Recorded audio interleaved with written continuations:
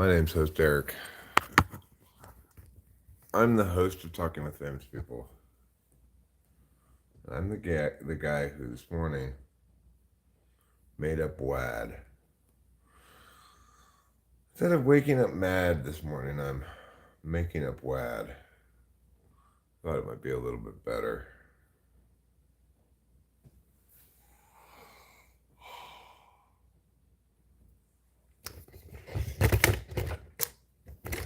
Although, I will concede that I woke up this morning thinking a little bit about haters and trolls and stuff.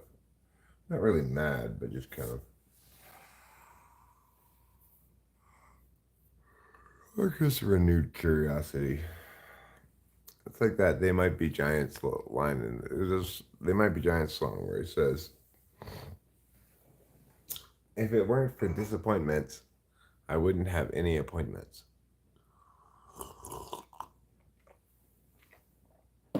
With me, it's like, if people didn't hate me, I wouldn't get any attention.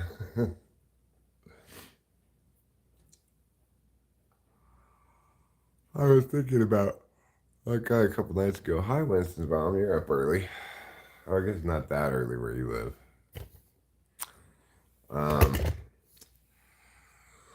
was thinking about this guy the other day who texted me trying to start shit with Taylor. Trying to start shit between me and Taylor. And I sent him the text. I'm like, oh, why don't you come to the live stream? I'm live streaming right now and tell me what it is that he said or whatever. Of course, the person didn't show up at the live stream. They just texted me.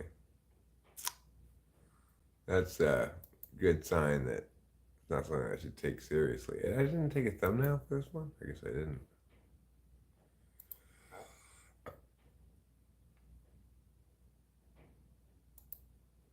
Oh, you haven't been to bed yet? Yeah, well, I've been sleeping pretty regular hours lately in the sense that I go to bed early. But I get up early too, obviously. I tell you what really knocks me out, more than Clonopin ever knocks me out, is gabapentin. I take a couple gabapentins, I am out. I don't know, somebody texted me a couple nights ago saying Taylor was talking shit. I addressed a couple things he said in the text, but I mean, I have little reason to believe what he's saying is true per se. It's just somebody trying to start shit, you know. I don't know who it is. And like last night, we were streaming.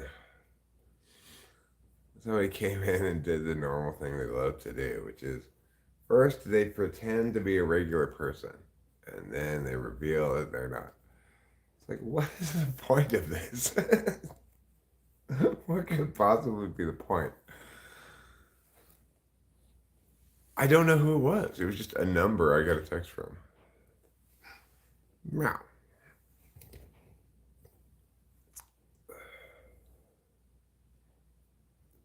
So,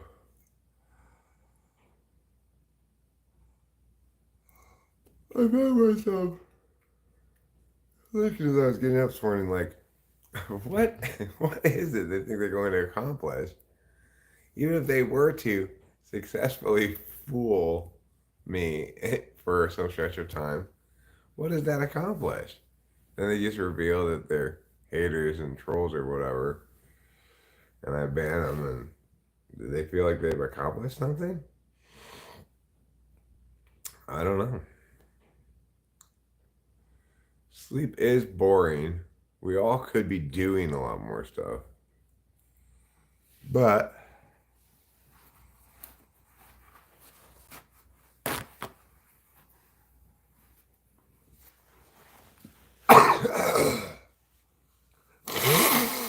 the same time, we don't want to be stupid like that troll last night who was saying, oh, well, you don't contribute anything to the world, Eric. Well, Since when is my job to contribute things?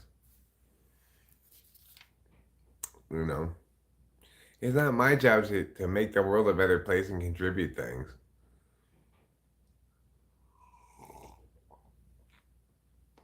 I agree with you, Mrs. Mom. I'm not worried about Taylor talking shit. Even if he is talking shit, that's fine. I don't have any problem with that, you know. But my point is this: human beings, individual human beings, do not have some universal responsibility to accomplish things. It's ridiculous. Life's hard enough without any such obligations.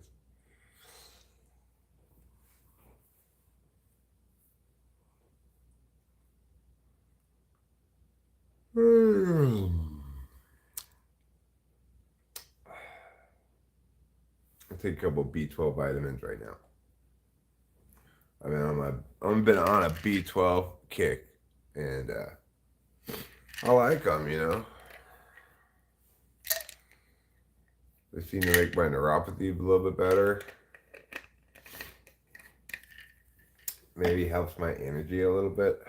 It's hard to say, but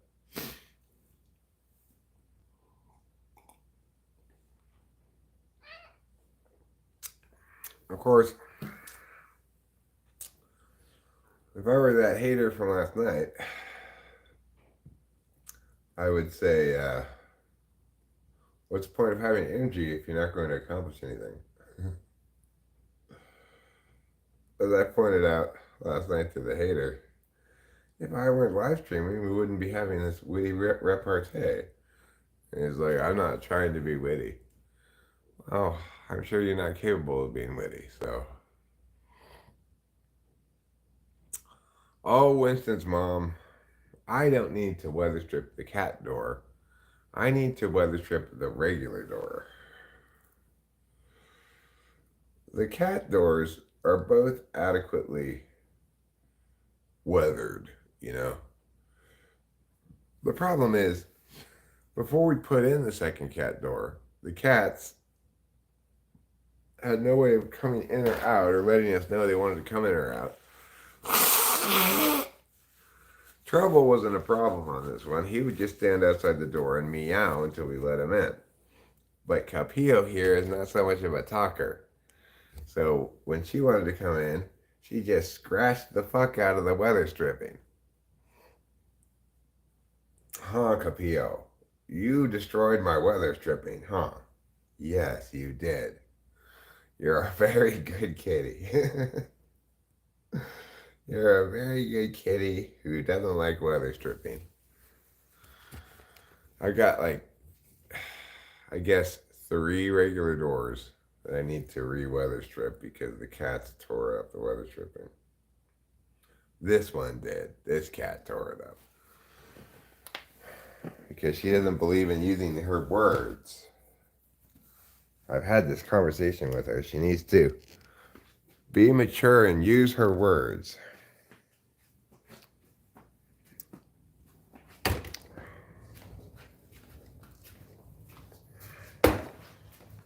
But, you know, she's a silly kitty. She doesn't know any better.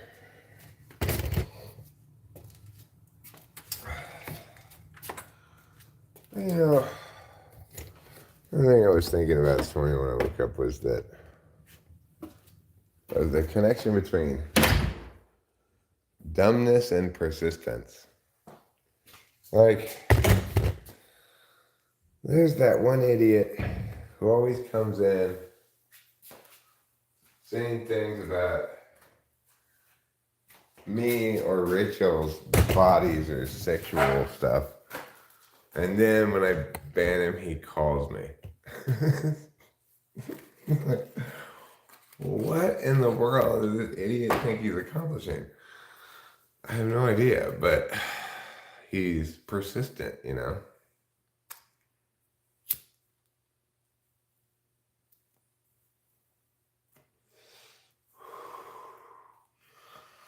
And the only answer is, well, I guess this guy really hates me.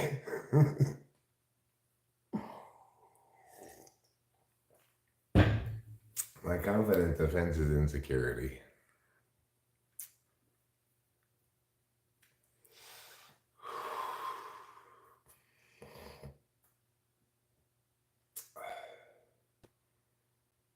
And of course, the only problem I have with all of this hater shit at all is that Rachel's more susceptible to it than I am. Like, when the guy texts me saying Taylor, but more likely somebody on Taylor's panel said that I'm drugging Rachel, right? So then Rachel immediately goes to, well, do I seem like I'm drugged? Well, no, Rachel. Obviously not. It's just some hater who's trying to hate on me because my confidence depends on insecurity, and they can't get to me anyway except through you.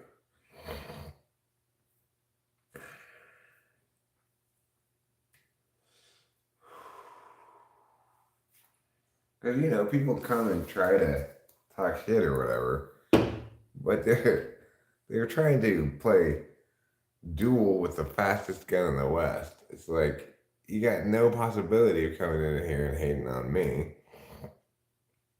Whatever hate you had to throw at me, I'll just turn it, you know. Actually, the truth is, yeah, which makes me look really good. It's got to be frustrating for anybody trying to come in and hate on me, you know. But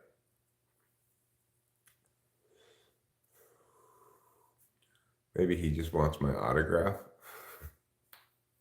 I don't think so. I think he wants to cause disruption, make me upset, whatever.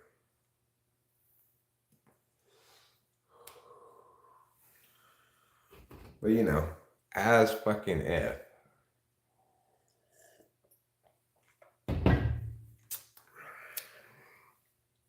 Idiots don't really stand any chance.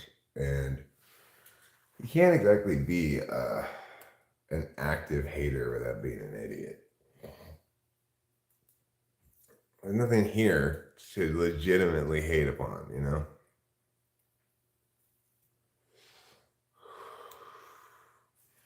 There's nothing I'm doing or saying that's legitimately worthy of critique.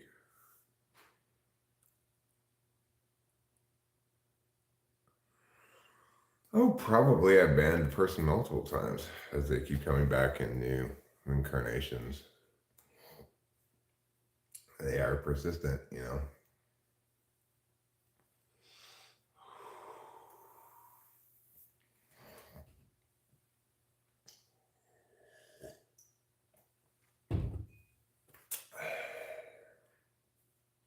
And I still don't really have a good explanation for why I incite all this antagonism.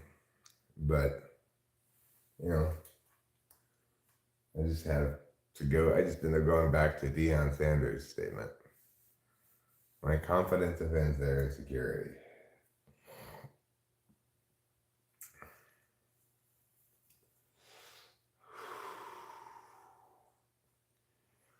The cold one tonight, low 40s.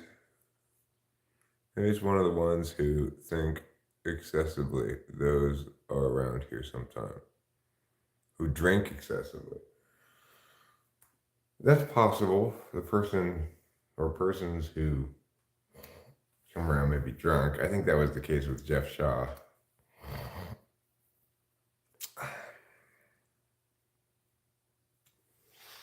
But, you know, shit you do when you're drunk is revelatory of something. It's not just like, oh, well, it doesn't mean anything because I was drunk. Drunkenness tends to reveal one's insecurities. As one's social filters are turned down.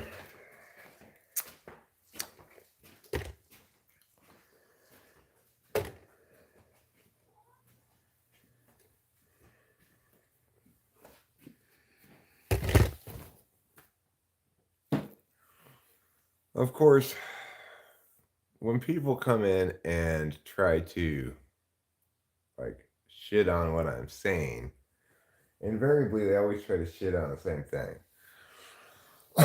which is nothing that I'm saying really at all, except an unavoidable truth that I have to acknowledge, which is that my understanding of cognitive functions is exclusively correct.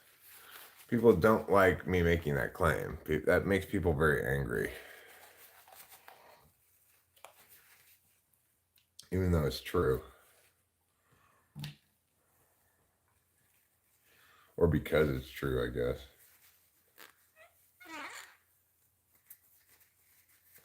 I'm gonna rubbing alcohol this bong so I don't get resin on my lips, which tastes gross, you know.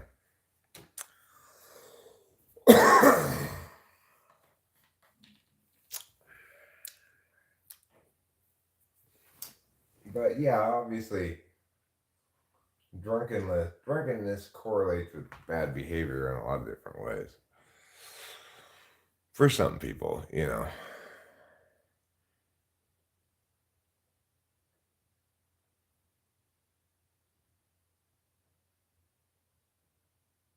There's a creator on a debate channel owing somebody who has a serious stalker bothering him now. Several channels have had to ban them. Well, I mean, I'm not worried about a stalker. After all, I have a rifle. It's loaded, locked and loaded, ready to go in the closet.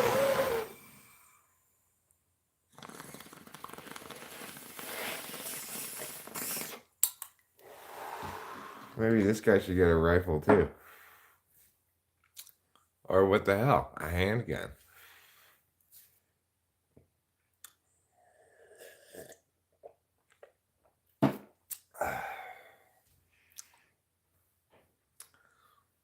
When my dad died, I was kind of surprised to learn that all the guns in the house, there was more than one, were locked and loaded, ready to go. My dad didn't believe in having tools that weren't ready to be used, you know?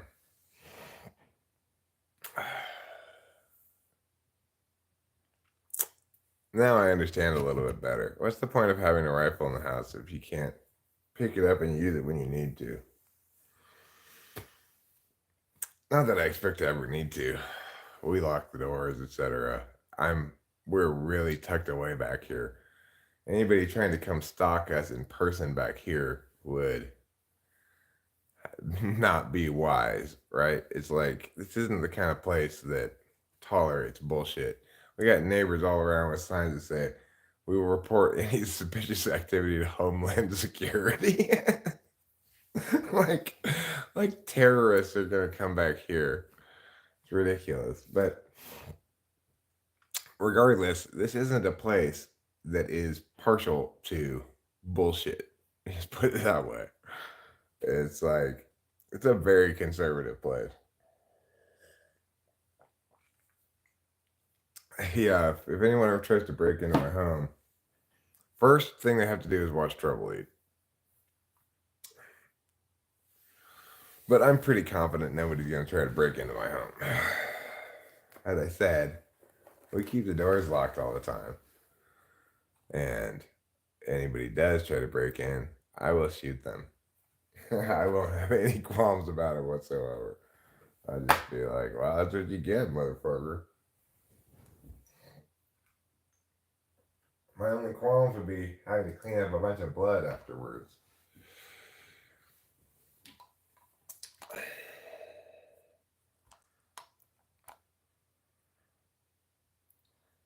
I have the somewhat uncommon experience of having a gunshot victim die in my arms.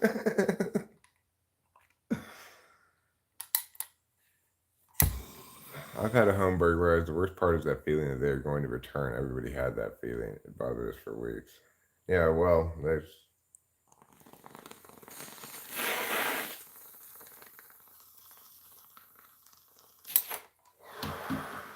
That's totally understandable. I remember one time my parents and I returned from vacation from Hawaii.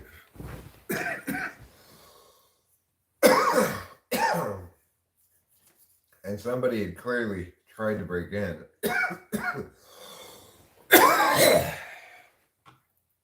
through the sliding glass doors. But my dad always, before we went out of town, he put these sticks in the sliding glass door thing so that they couldn't be opened at all. And they were unsuccessful in their attempt to break in, even though it was obvious somebody had attempted to. That's the only time I've ever encountered any kind of attempted home break-in.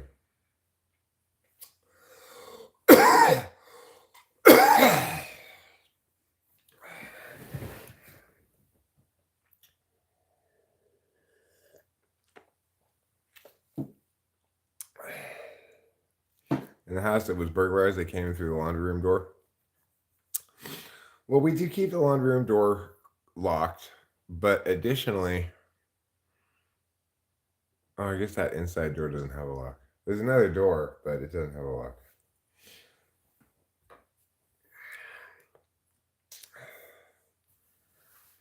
Regardless, to get in through the laundry room door or any other door, they'd have to break glass.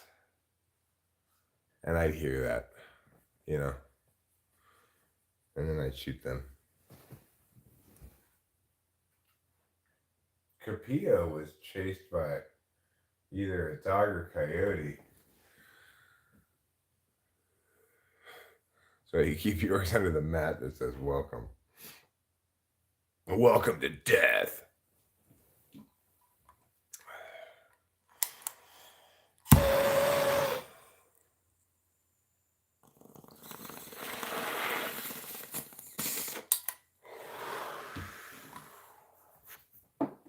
But I'm not worried about real world stuff, really. Our burglars were polite. They had a glass of orange juice and left it in the sink. They didn't make a mess at all. That is polite of them.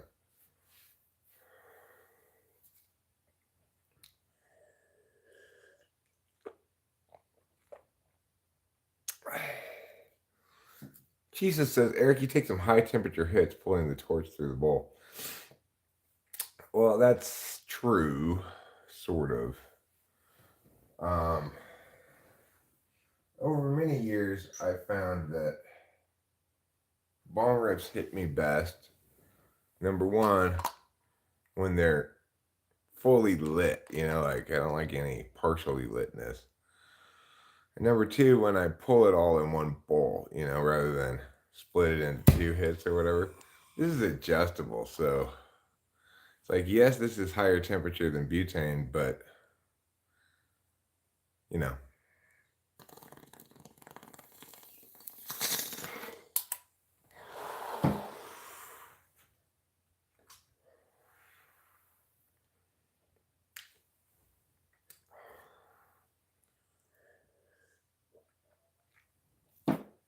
I do obviously have regular lighters as well, and I have this lighter, which is a butane torch.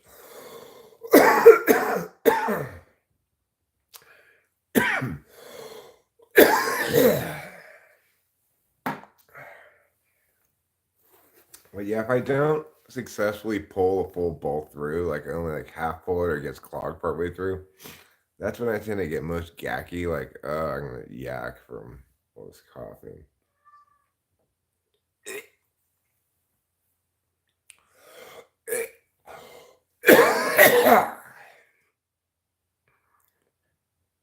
Oh, Jack, do you plan to cook a turkey on Thanksgiving? Yeah, actually, I think I do. Rachel and I have been talking about it.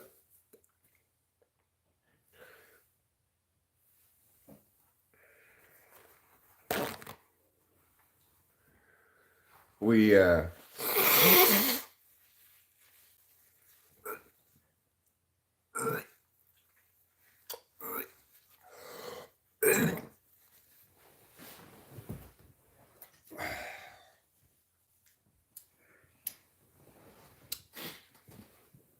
we called Birdie's, which is this restaurant nearby, to see if they were open on Thanksgiving. Figured maybe they were doing Thanksgiving. You know, if they did, we'd go there. They're not. Then we thought about calling some other restaurants, and we went to call them, and we realized they don't open till 5. So I said, you know what, Rachel, I can just cook a turkey. Our last two Thanksgivings with my dad, actually two of the last three Thanksgivings with my dad, I cooked the turkey. One of the years it came out really good. One of the years it came out kind of dry. One of the years the dry year, the stuffing came out fantastic. The good year on the turkey, the stuffing didn't come out so good. So, hi Boba Fett, nice to see you. Are you traveled? I remember you were going to travel someplace. Have you done that already? Have you made your way to Mumbai?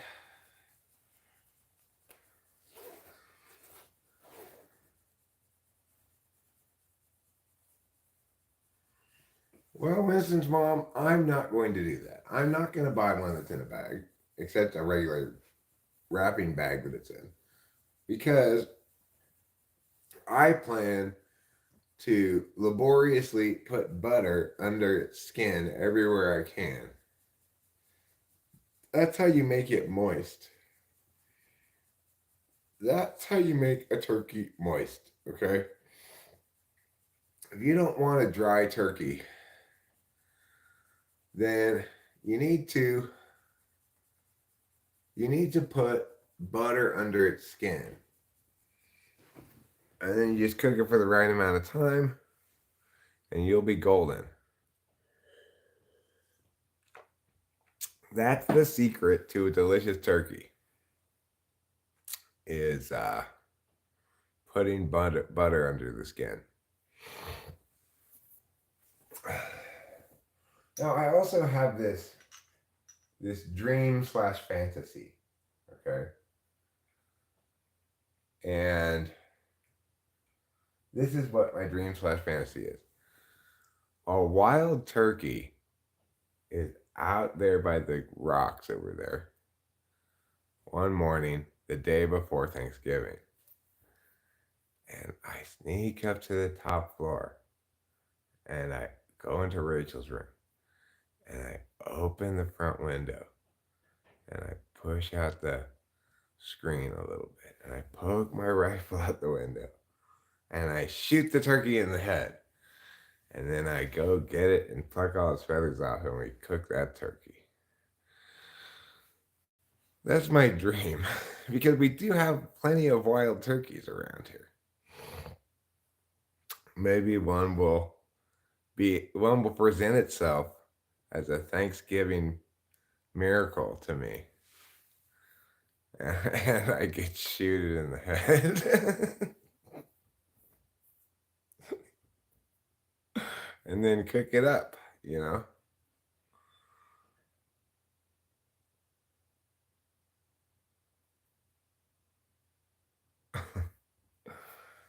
Winston's mom, that wouldn't be a Thanksgiving miracle. Now, I will concede this.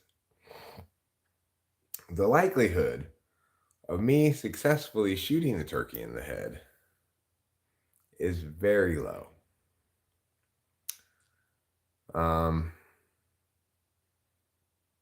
But not impossible.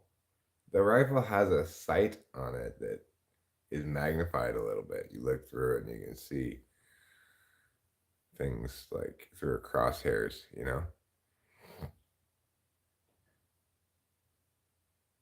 Oh, well, if it wasn't alone, I wouldn't shoot it probably.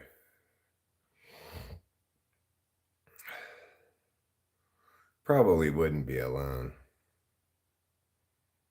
But if there were a lone turkey just sort of strutting across the rocks the day before Thanksgiving, Winston's mom, that would clearly be God telling me, shoot this turkey. I mean, We've had wild turkeys here before at the house, but not in a long time. So, you know, I haven't seen one at the house in months. I see them around, but I haven't seen one at our house in months. If uh, if a wild turkey were to come to the house and just strut around the front of the house, I really would have no choice but to attempt to shoot it. Unlikely to happen, but when God puts something like that in front of you, especially if you've talked about it before like this, then you're just going to have to try to shoot it. Regardless, I wouldn't worry about it. I really wouldn't worry about it. I've never had a turducken. I don't want to have a turducken. The proper food for Thanksgiving is turkey, not duck or chicken. That's just how nature made Thanksgiving. You just have to deal with it. I am kind of curious about, though probably not enough to see it, I'm curious about the movie called Thanksgiving.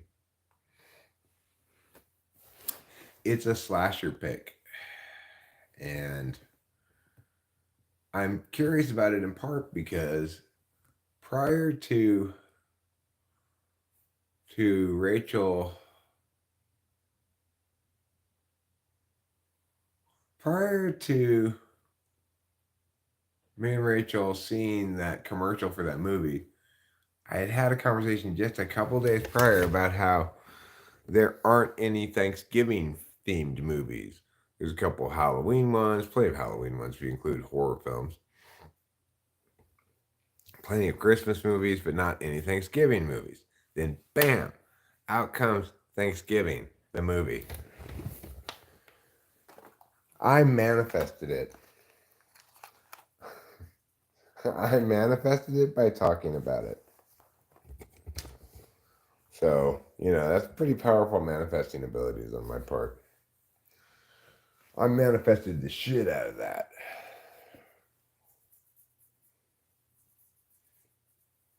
Today is Friday. I think we all know what that means. First and foremost, it means that PE clothes go home. But secondly, and not unimportantly, it also means that Friday's cartoons come out.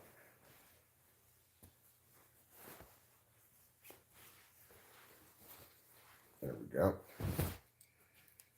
I've got my glasses.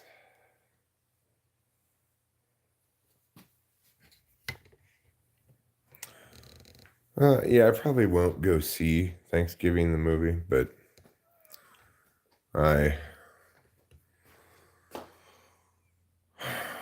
Frothy Point Friday. The cat. Okay, fine. I'll watch you eat.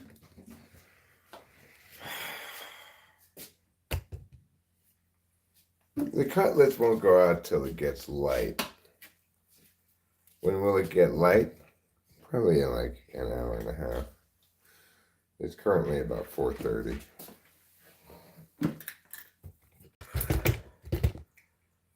Hello, Trouble. Yes, you're a very good kitty. And I'd like to think we both understand what Daddy does. Daddy knows. And Daddy loves. Yeah, it's a slasher film. Thanksgiving. But it's the first Thanksgiving themed movie I can really think of.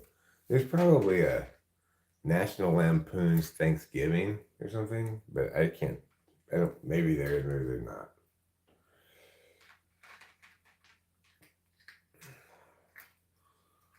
Trouble, listen.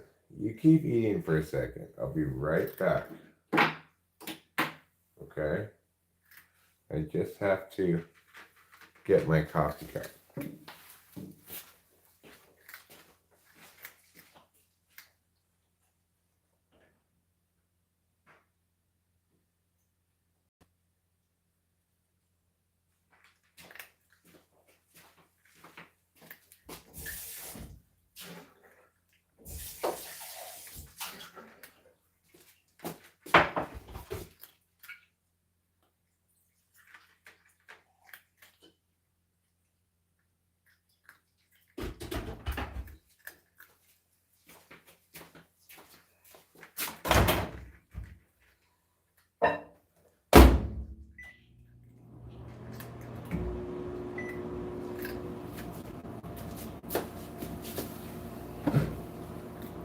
There we go.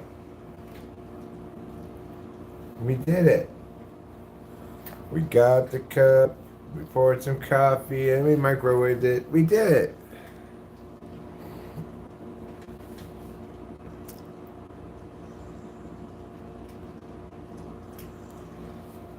But really, other than the movie Thanksgiving, I can't think of any good Thanksgiving themed movies. Like, it makes me want to make a, a film about the pilgrims teaching the Indians how to be civilized. Be like, first, you get you portray the Indians as like incredibly dumb. What is this? Oh, this maize. You have maize? Yes, we've already seen your corn. Would you like some turkey? What is turkey? Oh, magical bird scare Indian. That's probably a Charlie Brown one. Yeah. Oh, Mr. Bubbles, you're so silly. Yes, peaches. You're my peaches and cream. I got strawberries and cream shampoo, and I'm a little disappointed in it, frankly. It doesn't smell very much like strawberries.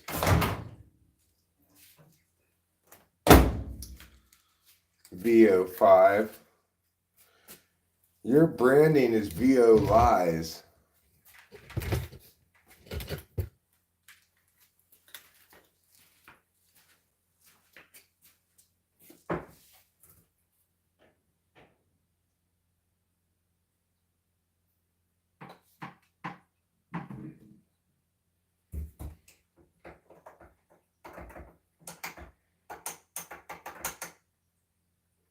I should call VO5's customer service hotline and say, your strawberries and cream shampoo doesn't smell enough like strawberries.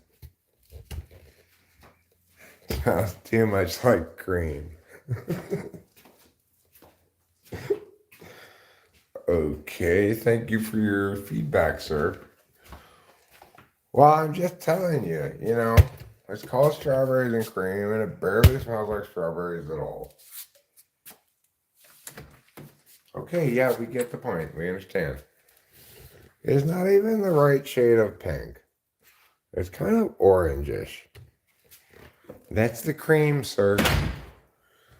Okay, well, that's what I'm saying is more strawberries, less cream, and your strawberries and cream shampoo. Now, I've also tried VO5's Ocean Refresh shampoo, which, as discussed before, featured sea minerals. Sea minerals are hugely important for your hair. Strawberries and cream does not feature sea minerals. Instead, it has soy milk. First of all, soy milk is not cream, okay? I want actual heavy whipping cream in my shampoo.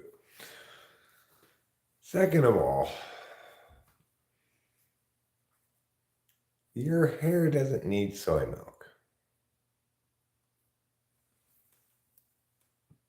Semen rails. I'm not sure what semen rails is. Well, that's what Michelangelo's Foods did. They just said, we have forwarded your feedback to this other department. Let us send you a couple of coupons. I said, okay, send me some coupons. Here's my mailing address. They sent me some coupons. Sure, they didn't pay any attention to my important feedback that I gave them. Which was important feedback.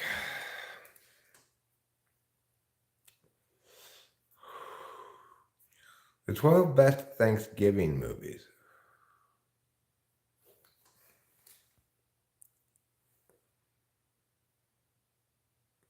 A Charlie Brown Thanksgiving, You've Got Mail, Tower Heist, Friendsgiving, Holiday, Thanksgiving, The Pilgrims, The Vanished, Soul Food, Holiday, Black Friday, This Big Sick, Knives Out. Knives Out is not a Thanksgiving movie.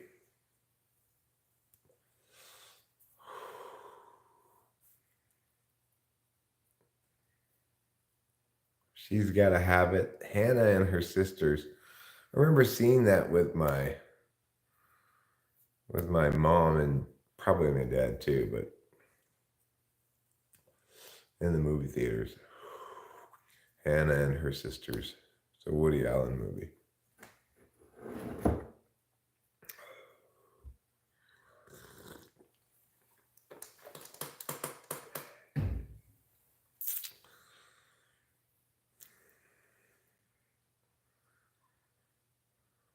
How do you even do a Thanksgiving themed film? It lacks the magic of Christmas and the spooky wonder of Halloween. Well, what it has instead is family and football. So it's most conducive to comedy. You got family, you got football, you got Black Friday.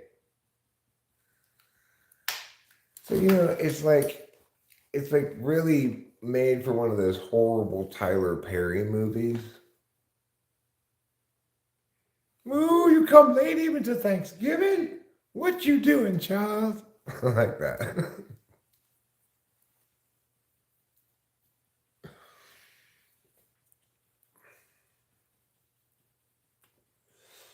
Thanksgiving is supposed to be cozy. And it's okay if you believe it. Okay, you can believe it. Just that's fine too.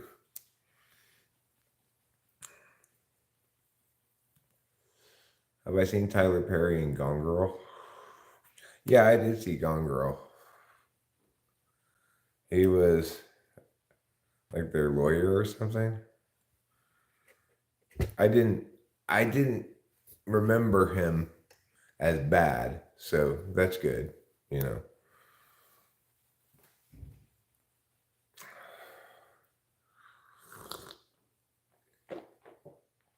He should just stay away from producing things, I think.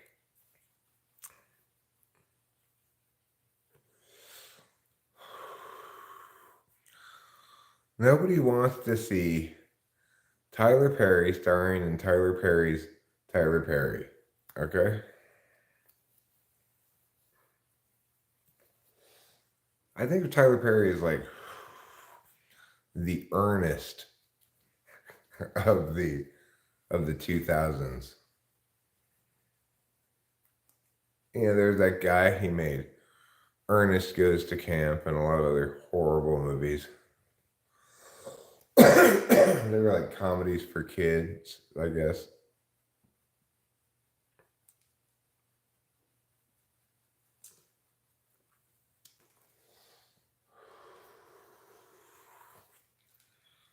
Anyway, I guess it just bugs me that he puts his name in front of everything. Just stop Jason Deruloing. Jason Derulo. I mean, it obviously works. I remember his branding. Stop ushering. You take that back. Ernest is the heart of America. Well, I do know that Ernest had a friend named Vern.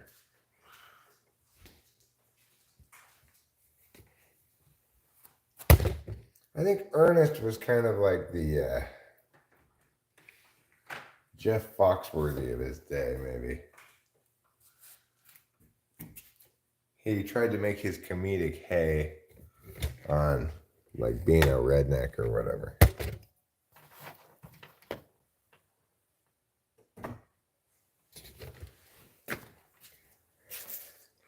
Jim Varney.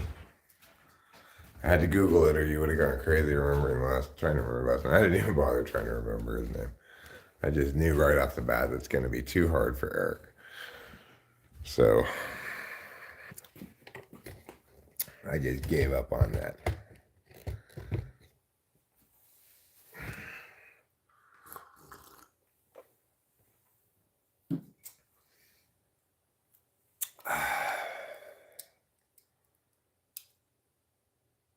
It was real action Looney Tunes. Jim Varney was? Huh. A lot of physical comedy. A lot of pratfalls. Getting hit in the face with a pie, things like that. Apparently that's funny. I never found it funny, but apparently a person getting hit in the face with a pie is hilarious.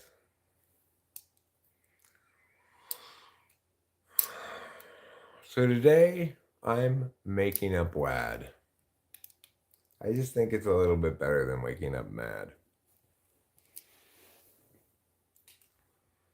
Let's pull a celebratory bong rip in celebration of WAD and Believin'.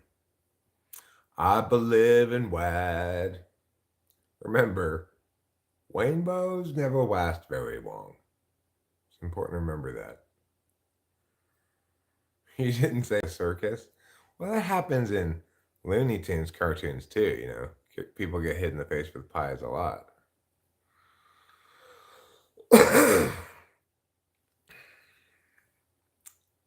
Or or they get blown up with dynamite. You know, in Looney Tunes cartoons, people or characters get blown up with dynamite a lot, or TNT as it's often called in the cartoons, because TNT's a shorter word to write than dynamite. I suspect is why.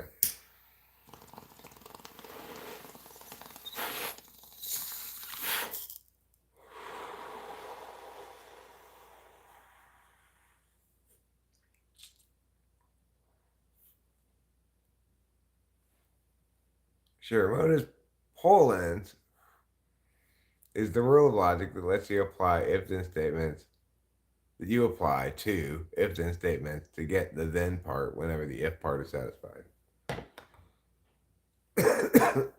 Yeah, that's modus ponens. Modus tollens. Modus tollens just says if you have the negation of the consequence, you can infer the negation of the antecedent. So functionally, that's if P then Q and not Q, therefore not P.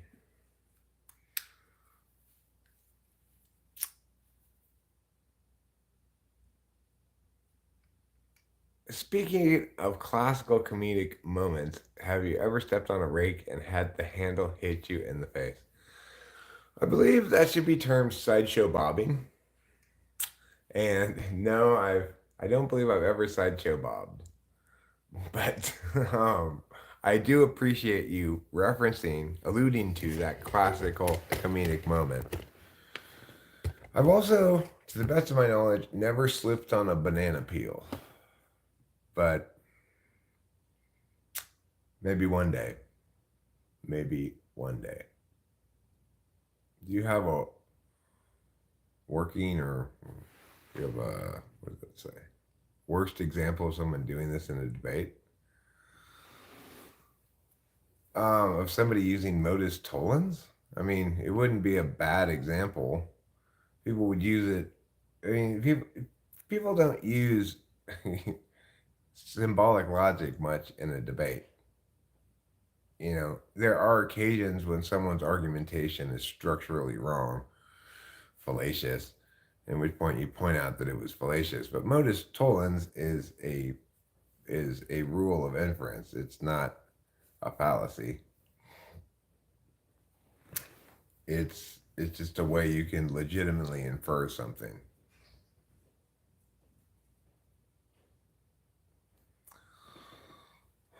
There are associated fallacies that kind of go along with modus ponens and modus tollens.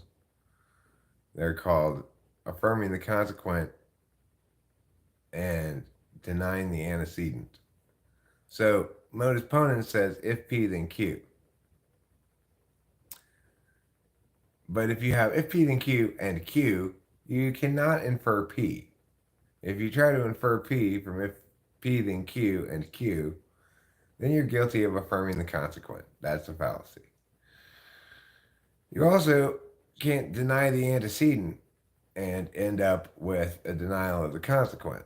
So, in other words, if I have if P then Q and I have not P, I cannot infer not Q. If I attempt to do so, then I am guilty of denying the antecedent. The first part is the antecedent, the second part is the consequent.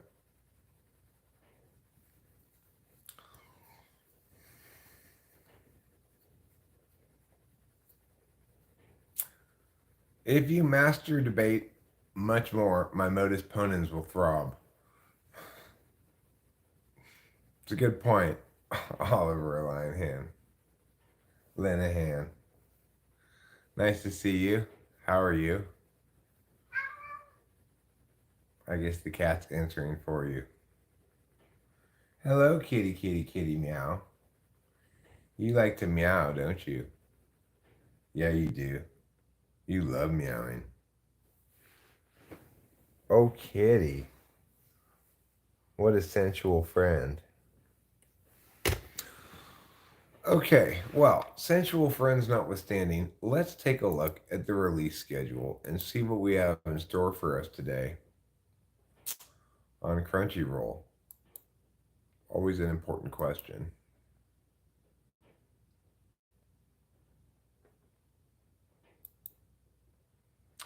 Today is Friday, which does mean those go home. At 5:30, The Rising of the Shield Hero comes out. At 6:30, Goblin Slayer 2. That's excellent. At 8, Freer in Beyond Journey's End, which may be the best show of the whole season, is coming out. I love that one. At 10:30, Kingdoms of Ruin comes out.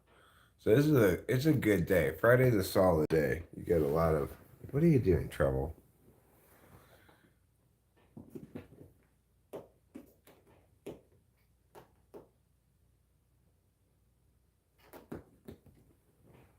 He's just playing with the cord.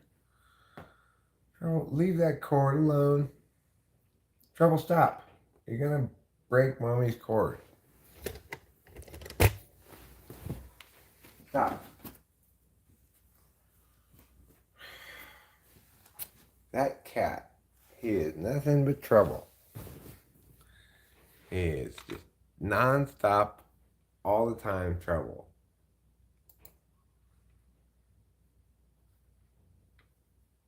You're feeling a looming precipice? What kind of looming precipice?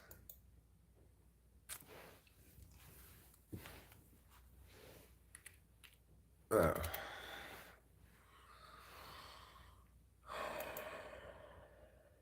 Is it something you have to get done that you haven't gotten done yet?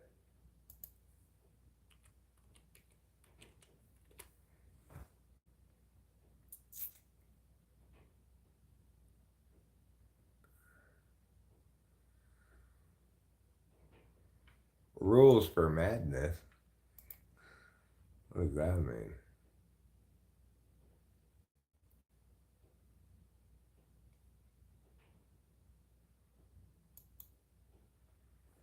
Oh, I know what that is.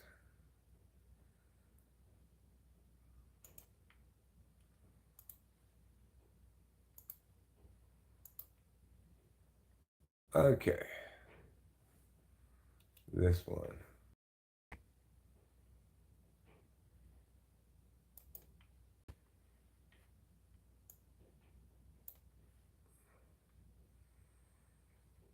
All right, here you go.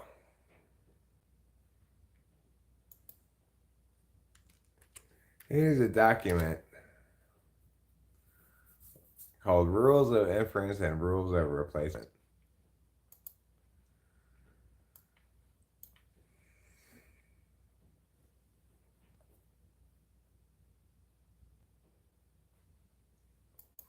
Basic rules of debate for non-debaters.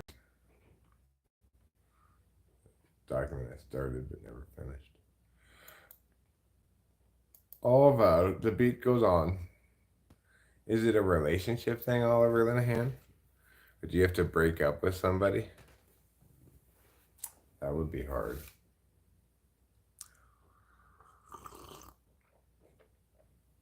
You know, I believe there's a song that says breaking up is hard to do. You just feel as though the latest chapter in your life has run its course. I feel kind of similarly. Like I need to start putting a handle on shit. I got a lot of stuff to do, and I'm being kind of lazy. Just live streaming, waiting for cartoons, pulling bong rips. Are you tired of your current occupation, be it student or job or whatever it is, or lack thereof?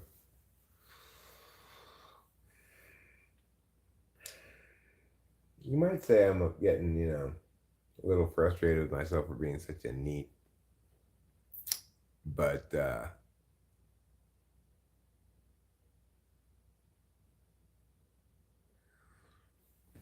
yes, truth tables.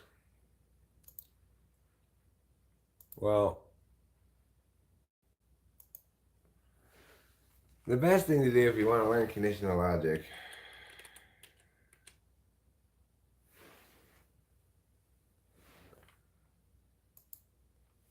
is like,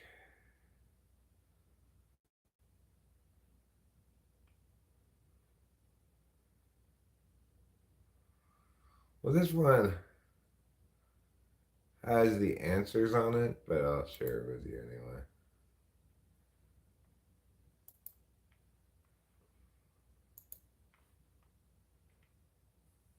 It's probably better that you have the answers anyway. That one is called represent these and not statements symbolically. Before you can start truth tables, it's really a good idea to understand how to represent things symbolically. That's the first of the worksheets I made on that stuff.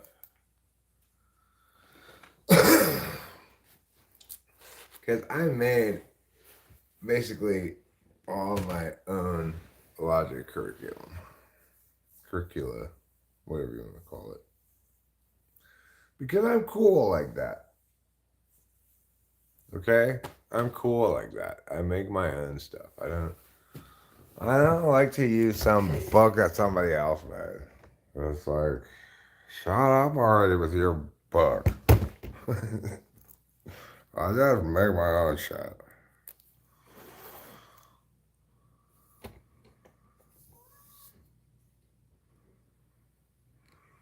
Time to get serious about yourself again, huh? So, does that mean face tattoo? Is that what you're trying to say? It's time to get that face tattoo you've always wanted. I would advise against it.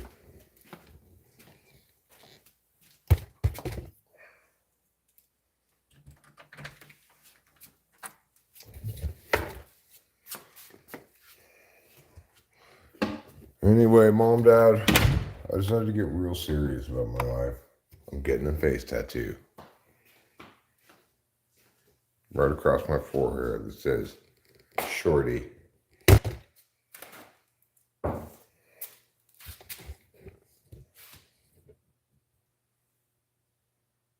You're gonna burp? Okay.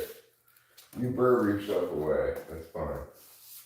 You burp your little heart out.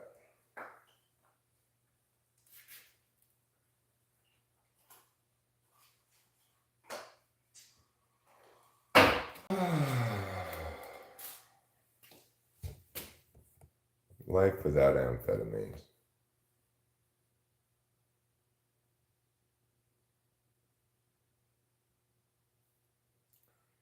Life without amphetamines is a strange and funny thing.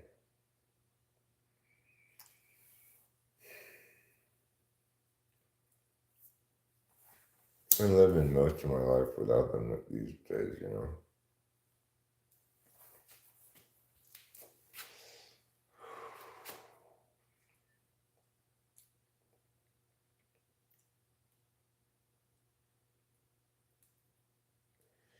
I want to try to make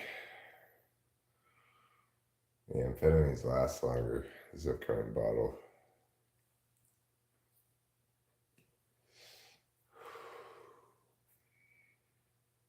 I want to play it cool. Like Frank Sinatra. I do logic in a discrete mathematics course, but was interested earlier from a book called How to Win Every Argument. I also have that book, money. I also have it. I had it. I don't think it survived the move, but I used to have that book. I read it as well. I found it entertaining, but not actually very useful. It didn't live up to its title at all.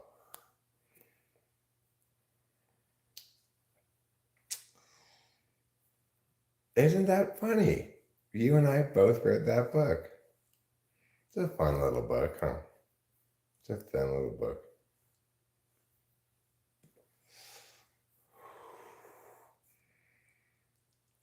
Yeah, that's all it did. It was list a bunch of policies. Exactly. Wow. That's so fun that we both read that book. I like the way it said things like,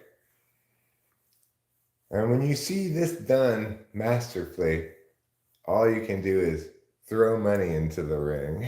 I liked it sort of connoisseur of argumentation tone that it had.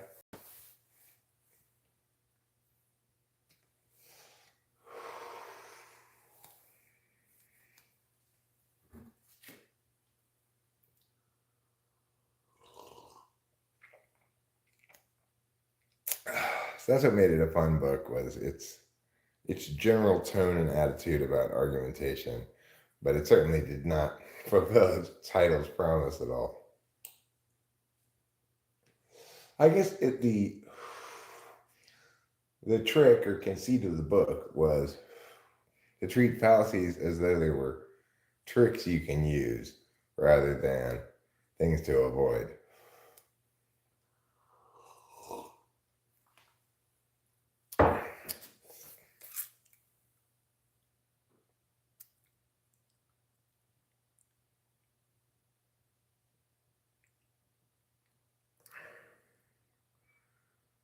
I'm not super happy with the way I chose to spend the last few years of my life. I can be very stubborn though, and it takes me ages to realize stuff like that.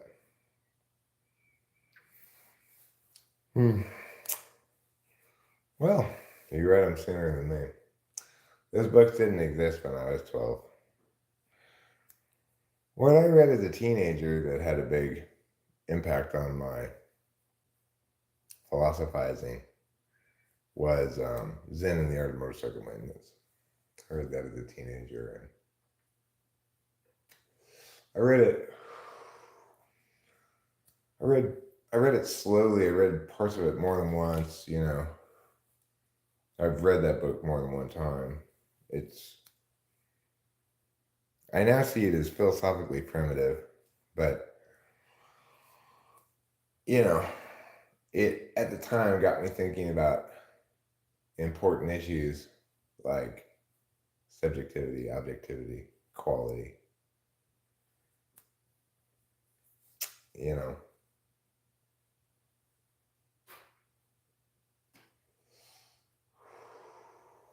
Things that I now see clearly resolved by cognitive functions. Just like I was saying the other day about the question of knowledge. There's this old canard that knowledge is justified true belief. But that's ridiculous. Knowing is a way of paying attention.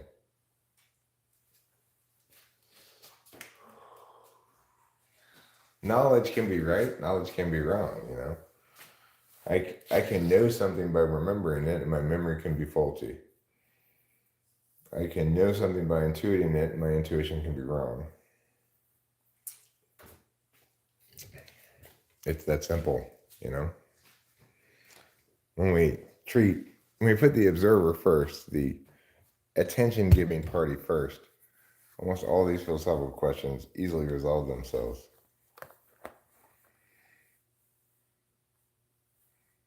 No, I did not go mad chasing the ghost of rationality, Dead Boy Klaus, but I appreciate the question a great deal. I did not become Phaedrus. I remember pacing back and forth in the dining room trying to understand,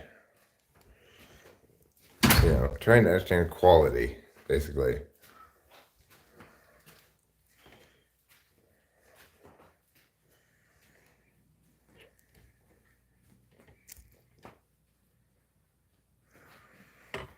Boy, Oliver Linehan, tell me about it. That's my life in a nutshell.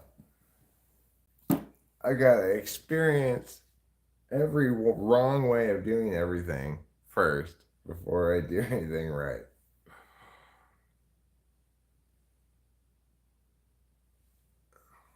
Knowledge is invariant to its expression. I don't know what that means.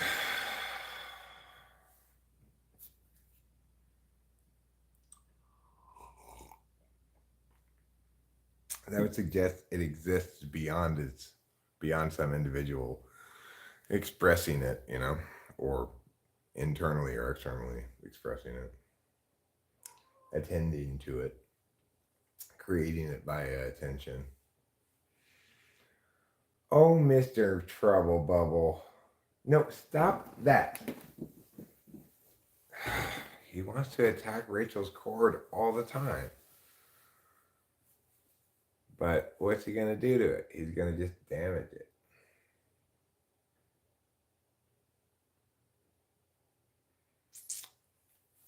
It's like, it's crazy. It's almost unbelievable, except I have no choice but to believe it, that attentional manners explains all these things that are like humanity's great philosophical questions. They're all like answered by the fact that people are paying attention first, and that we can understand everything as some expression of human attention.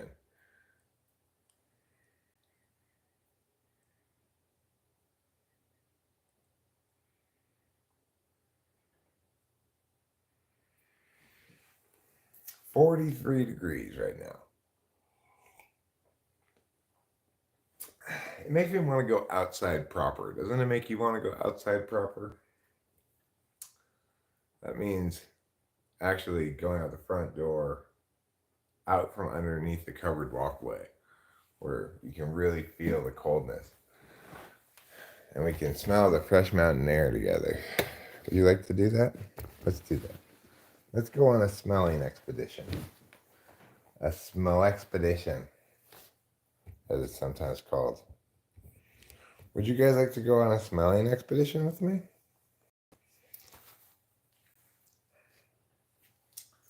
Where are those pesky glasses? This is what happens when I don't tie them to me. This is what happens. I have to tie them to me.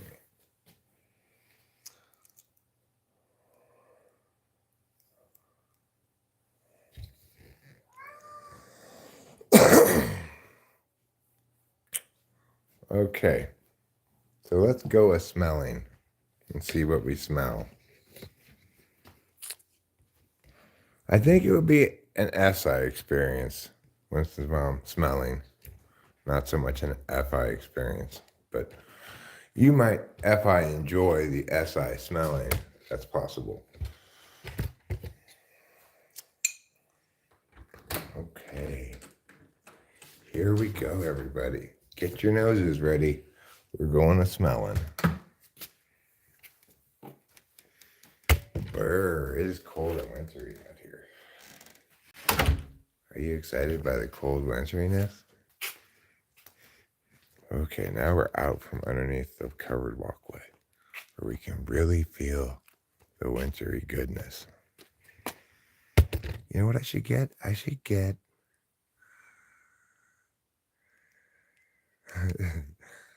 well, that's true, Winston's mom. You got me.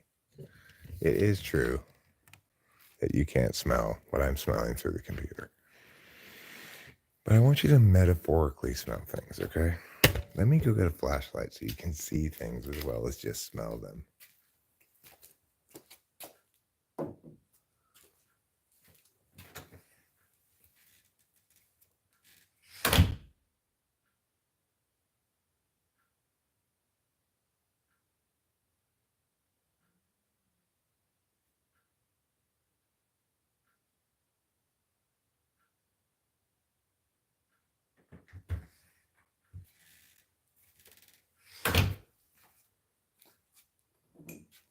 Okay.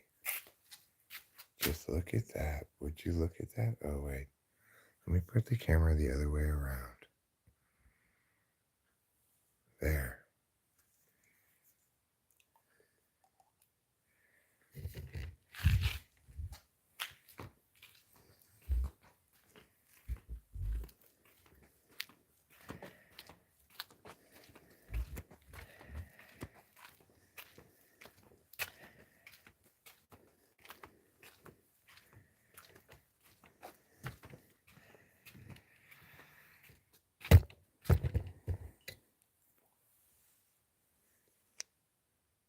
There. You can see the tree a little bit.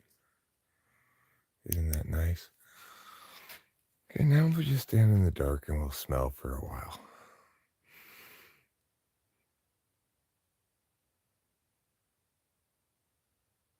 There's another one of those fucking weird things. I tell you, man, there's some weird things in the night sky up here.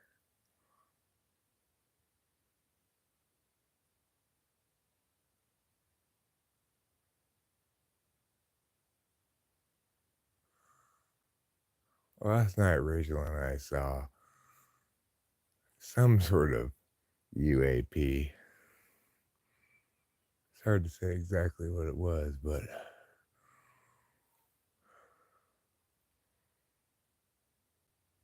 it was moving in a very strange way. It wasn't a drone. It's hard to say what it was.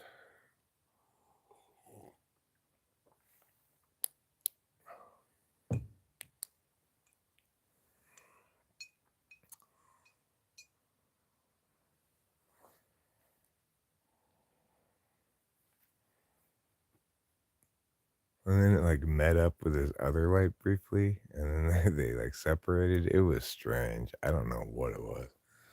The thing is, I don't have to spend a lot of time looking up into the night sky to see weird shit. It's like happening all the time. I don't see anything right now. The thing I saw before seems to have gone away. Whatever it was.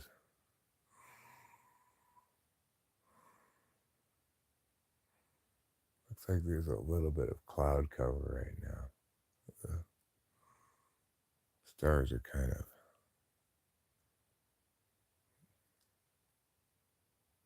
meow.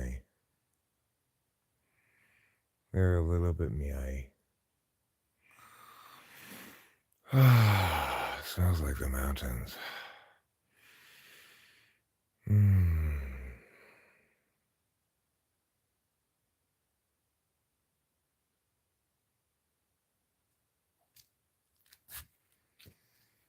Man, I could just totally live here. Oh, I do live here.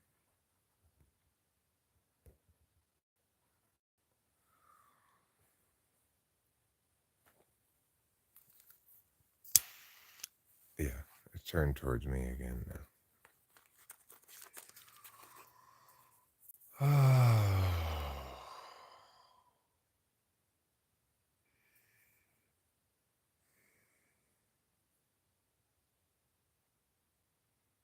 It's cold and wintry and foresty and quiet. So quiet.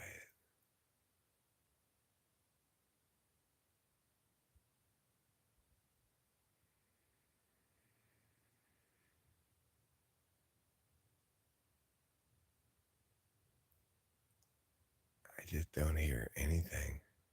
It's so wonderful.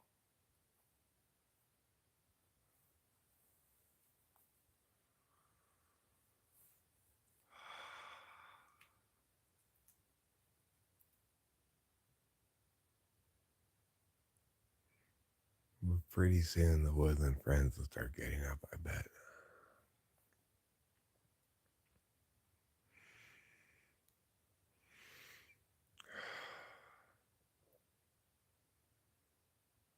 It's like when we lived in the city, never was there any 5 minutes as quiet as this 5 minutes.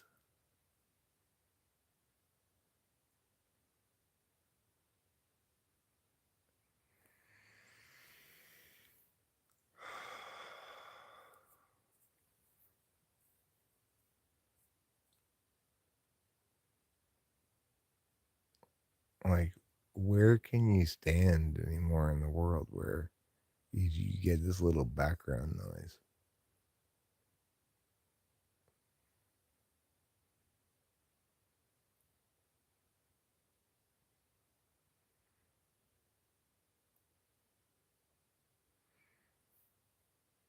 It's like I can vaguely hear from the neighbor's house across the gully, probably their central heating unit.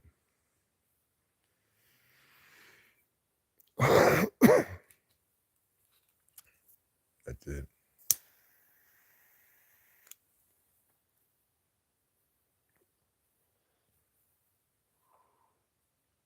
That's pretty good.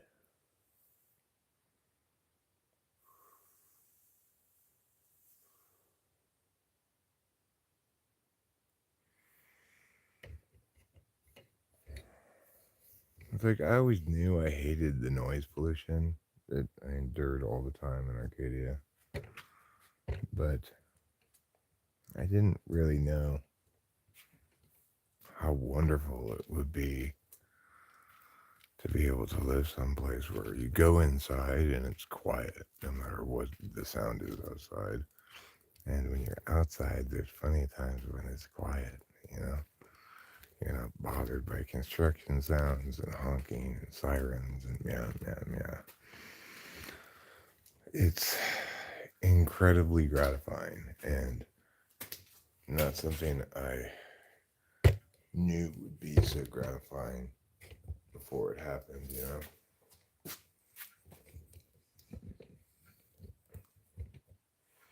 I'm a shadow person. Oh my god, what is that? It's a shadow person.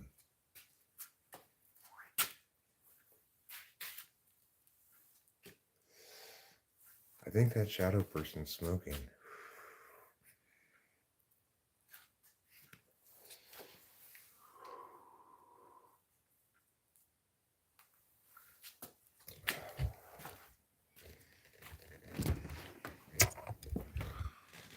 Oh wait, it was just me the whole time. There was never any shadow person.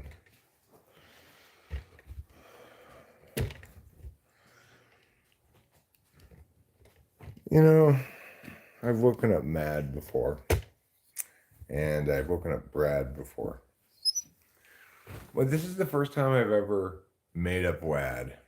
So that's pretty good. It's a pretty important day here in talking technical history. The level of productive I am at any given time is mostly decided by other factors. I don't really feel a need to be a certain level of productive for productivity's sake. My dreams are informative but not really helpful most of the time. Sometimes they stop me from making bad choices.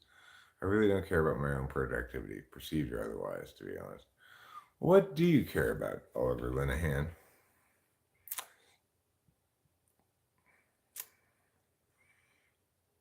I mean,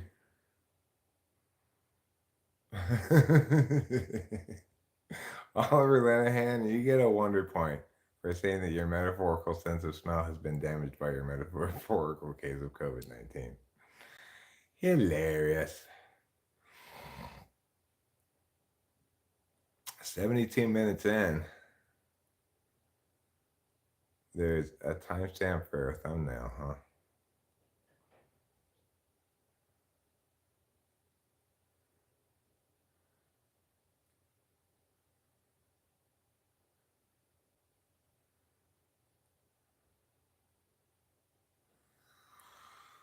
What is WAD? This is one of the great philosophical questions The first was attempted to be answered by Socrates.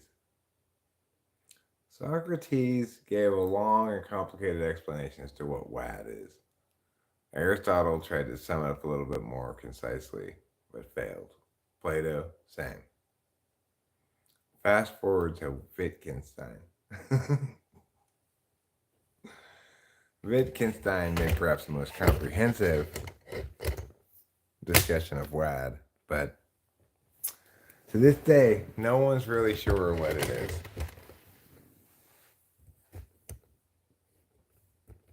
Nobody's sure. That's the crazy thing. All these millennia of the great philosophers trying to figure out what WAD is, and we're still not sure.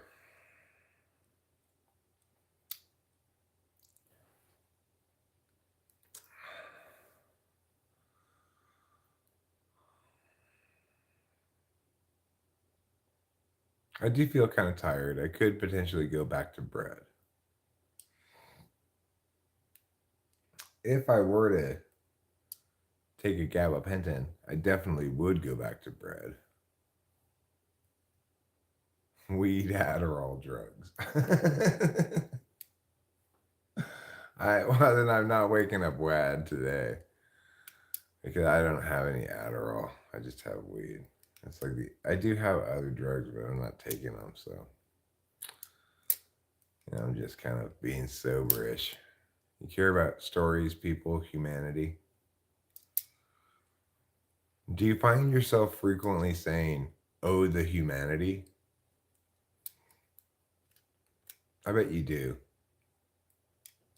Every time anything bad happens, you say, "Oh, the humanity."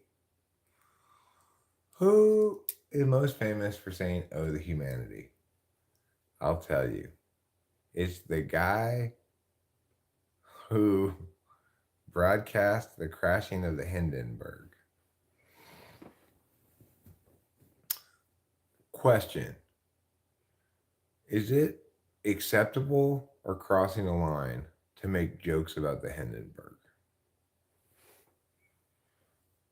In other words, is it too soon still? And if so, when does it stop being too soon?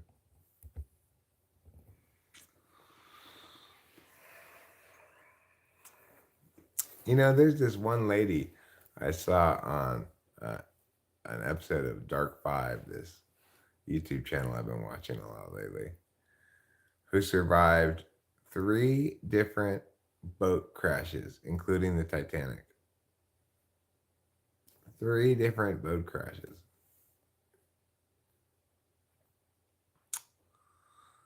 Beauty is a worthy thing to care about. The world is beautiful. Humanity is a beautiful thing. Well, if you're talking about like art, I agree that as somebody who consumes a shit ton of media, I appreciate those who make good media. It's a jewel in the ring of my life.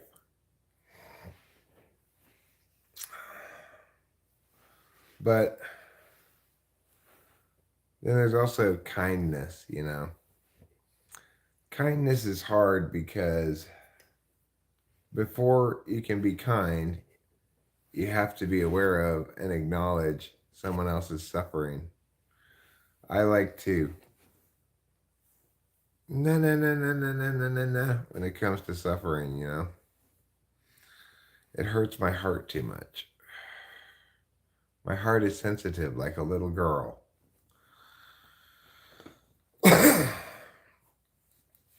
So, accordingly, I try to just not experience it at all. I try to not observe it, not encounter it. I just want to curl up in a fetal position and pretend everything's beautiful. So, Oliver Linehan, you might feel the same way. I don't know.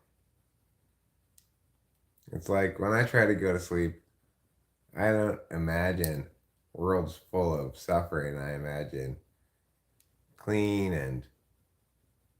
and happy worlds where injustice is simple and easy to solve.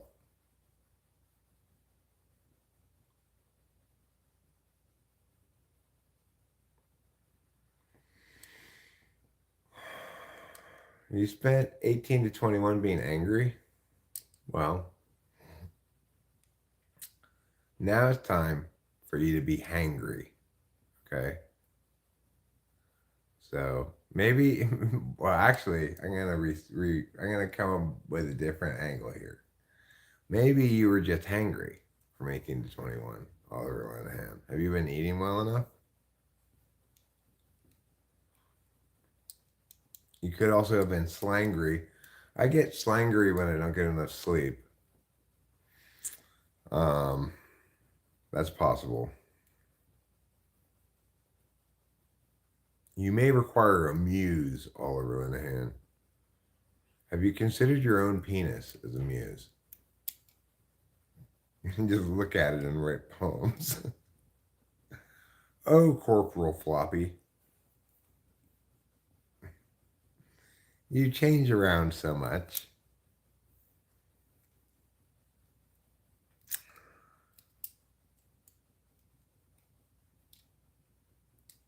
You were happier when you were chronically sleep deprived.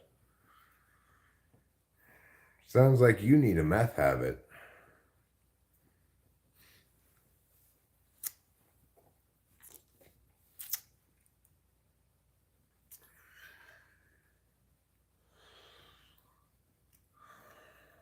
Yeah, I don't do sleep deprivation very well.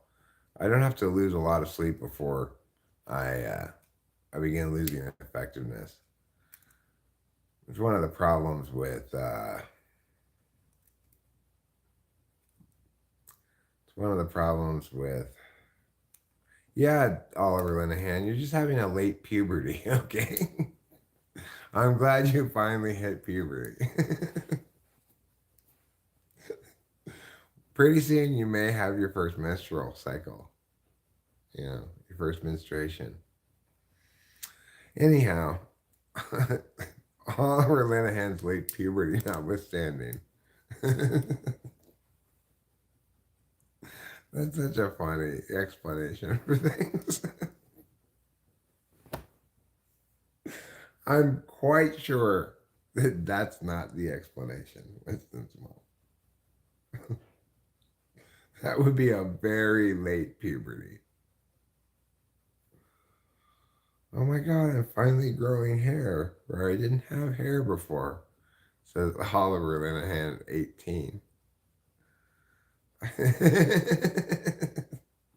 Yeah, Oliver, maybe the problem is that your second testicle hasn't dropped yet. Is that the problem?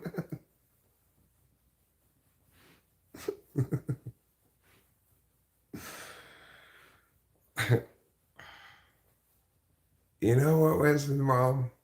I'm giving you a wonder point for your theory that Oliver Linehan just experienced a late puberty.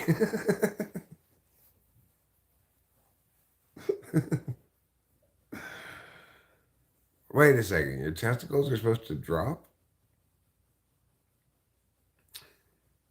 Mine are still in my throat. One testicle is bigger than the other testicle? Yes, I think that's true. They're like breasts in that regard. For most people, one breast is larger than the other one.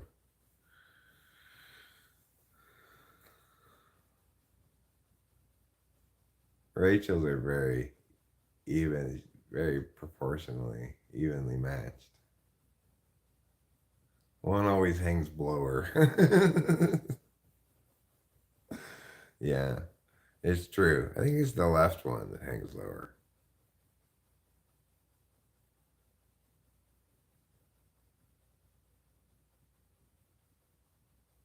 I believe.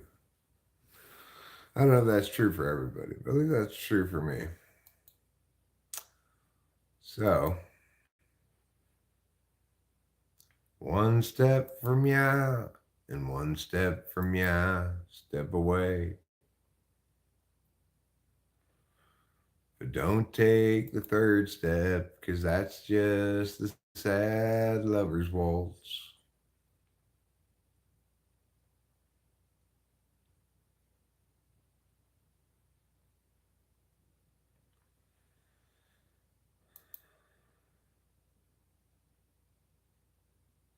You have too many scrotums, but each is short one testicle.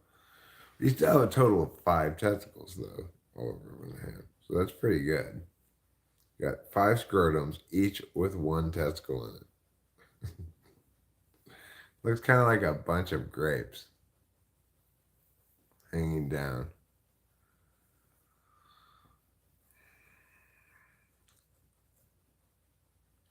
Right? Oliver Linehan is proof of evolution.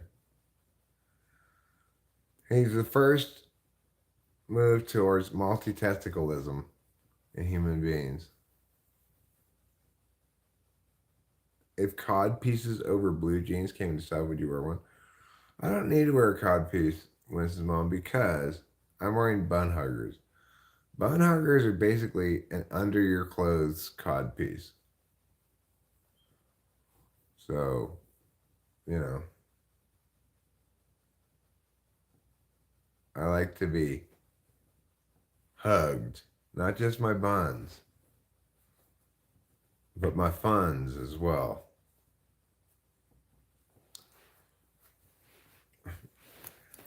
I do sometimes give myself wonder points, but when I give myself wonder points, it's because I've accomplished something, like a chore. You know, if I vacuum, I give myself usually a wonder point for that. I can't give myself wonder points just for my normal witty repartee. You know, and I'd just be constantly giving myself wonder points.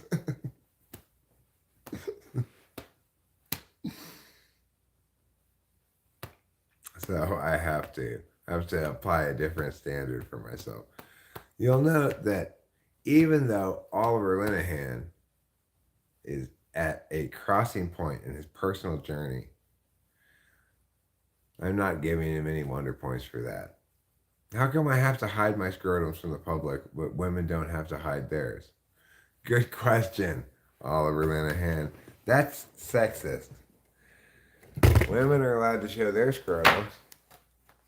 Let's give Oliver Linehan a tarot card read. Are you ready? You're going to get 3 cards, Oliver Linehan. The first one is your directionality.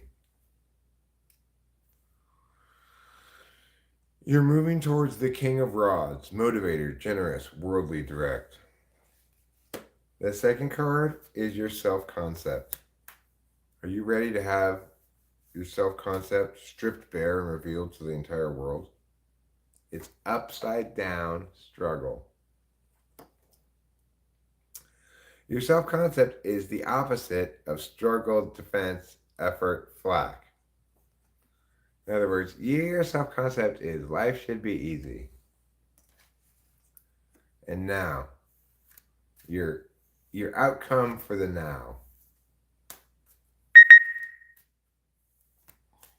Let's see what Oliver Linehan's outcome for the now is. Oh, look.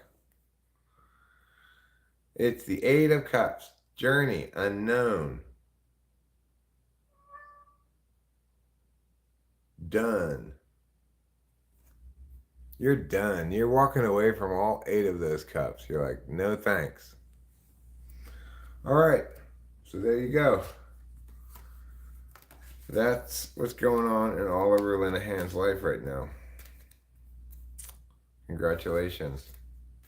Now let's do Winston's mom. Winston's mom's directionality. She's moving towards the Ace of Rods, inception, spark, seed, growth, potential, germination. Now, her self-concept. We will strip bare for all to see the self-concept of Winston's mom. Oh. Five of Cups. Regret, woe, mourn, grief.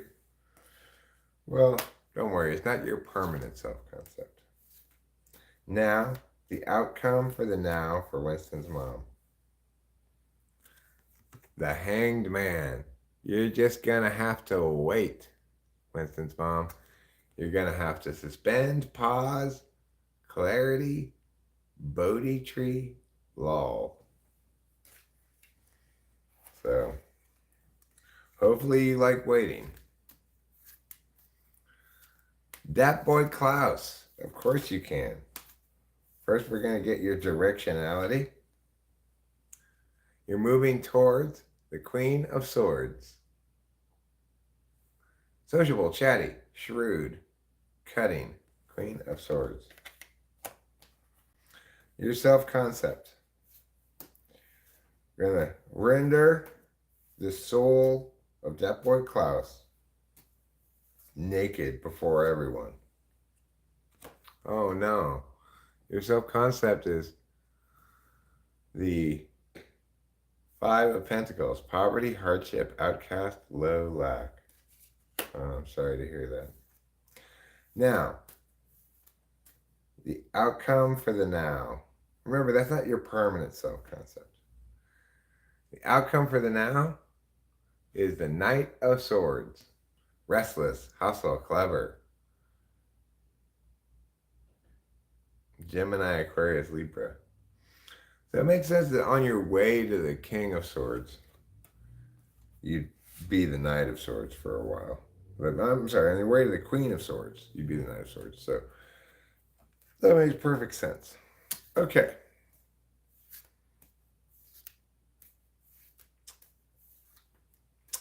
Now I'm going to do one for me. No, I'm going to do Jeremiah Fix first.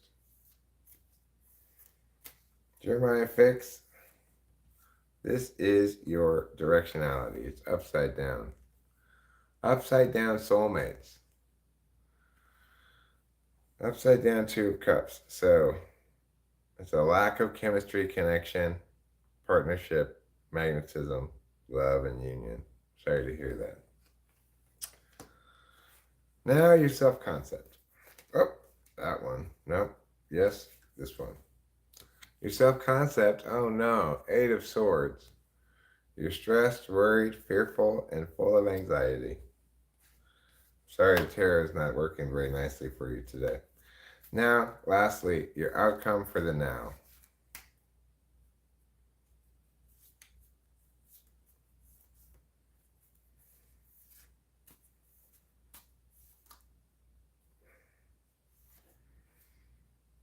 Hey, looks good. Jeremiah Fix, good news. Your outcome for the now is victory, triumph, prestige.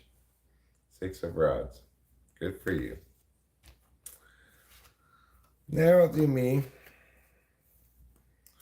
My directionality. I'm also moving towards the Queen of Swords, just like Death by Klaus. We're going in the same direction, Death by Klaus. Isn't that nice? Now, my self-concept. Aw. I got this one too.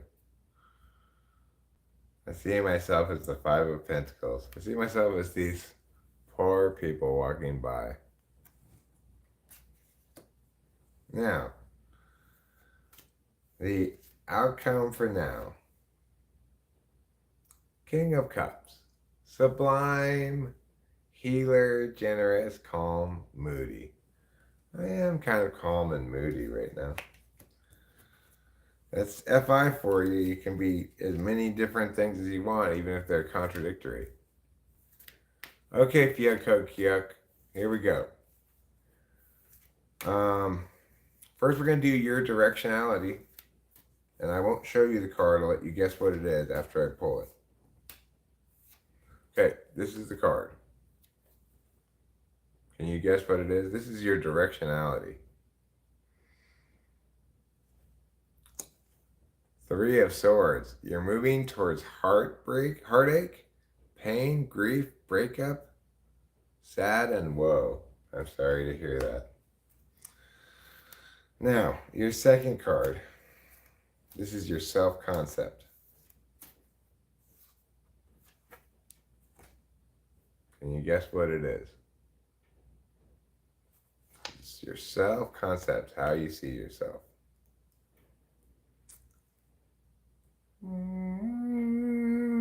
With the mystery of the tarot.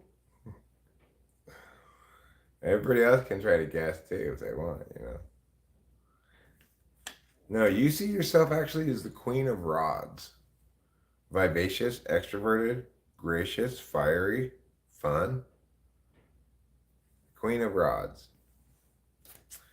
Now, the outcome for now for Fiaca Kiak. Here it is.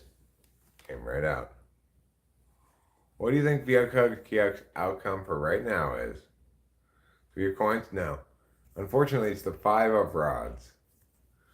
Conflict, strife, competition, challenge, adversary, discord. The Five of Rods. You see, all these people, they're trying to build something with these sticks, but it's like nobody knows what they're doing. They're like the worst contractors ever.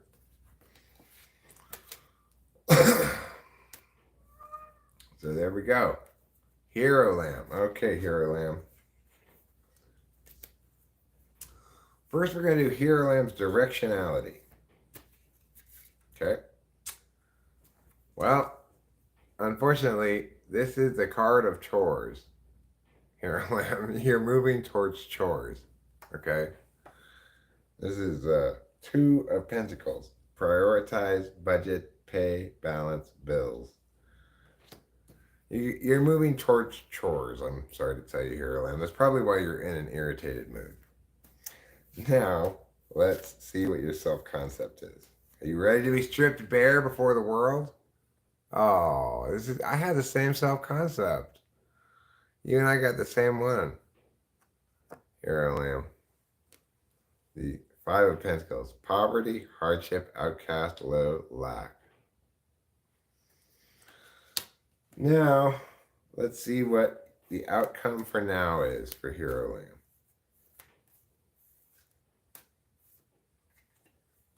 That's a twofer. Never take a twofer. That's rule number 1 in tarot. Never take a twofer. You can't trust a twofer. That's a twofer. Here we go. The outcome for now. Fool. Venture, open, pure, clear, faith, innocent.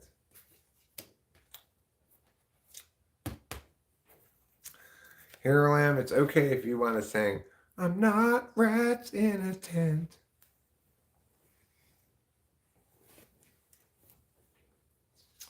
So there we go. We've got a lot of important host Eric, Hero Lamb, and I are the poverty outcast triplets. We sure are, Death Boy Klaus. I guess we feel like, hey, we're not really included in everyone's fun. You think that's what it means? Maybe. Maybe it means we're literally feeling like lacking resources. But regardless, high five, poverty triplets. I'll know us as that from now on. Every time Dat Boy Klaus, Hero Lamb, and I are in the same live stream, I'll remember we're the poverty triplets.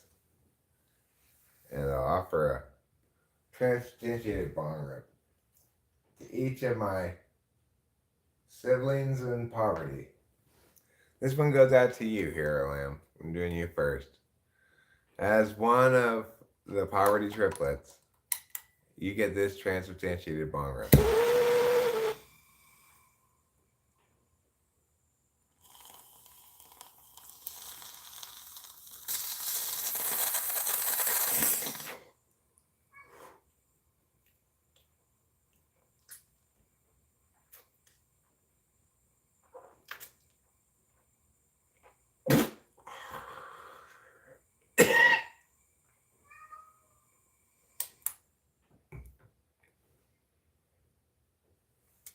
I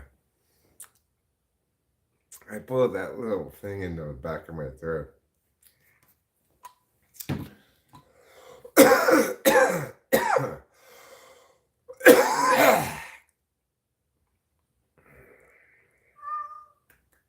Okay, that one was good for you, Harold Lamb. That was a good bong rip you got. You're welcome.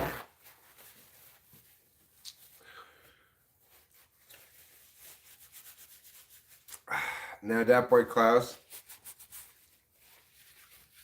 my fellow sibling in poverty, let's transubstantiate you a bong rip. If you're driving, you might want to pull over.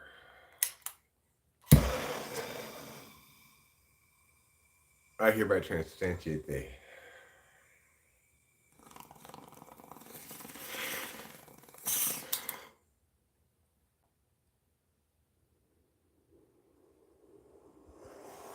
That's all for you, that boy Klaus. All for you.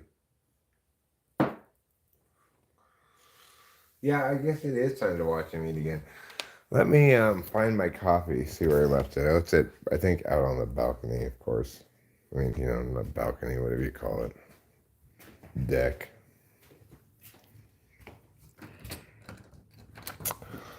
I gotta go out to the deck to get my now, I'm sure, cold coffee. It's starting to kind of lighten up a little bit in the sky. I don't really see any stars anymore.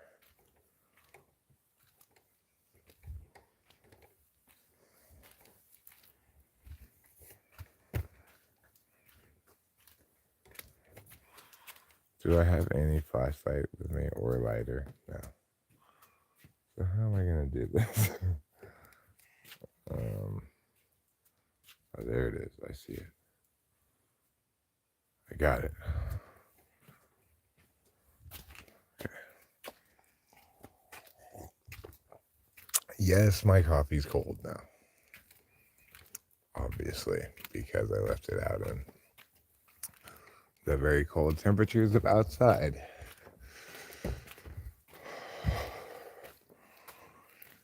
I don't know if you're aware of this, but outside is where some of the coldest temperatures happen.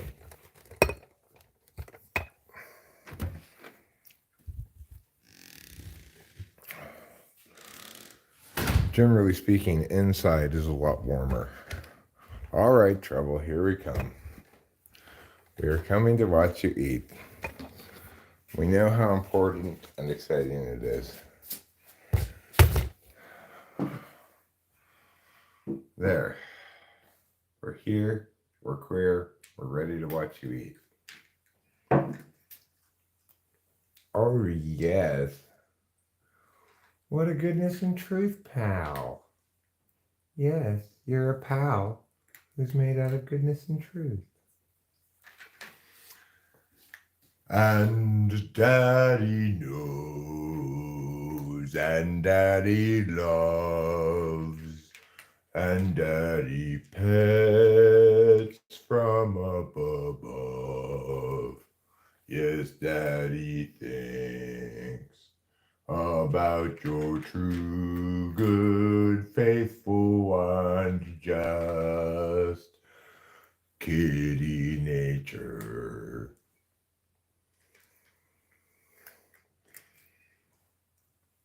Oh, yes. Oh, yes. Watching you eat is like watching Michelangelo sculpt a statue. That's how impressed I am by your eating ability. New Groove is here. Why, hi, New Groove. Can I ask what you did with the old groove? Let's see what's being said here in El Chatteroo. I've got my glasses with me this time.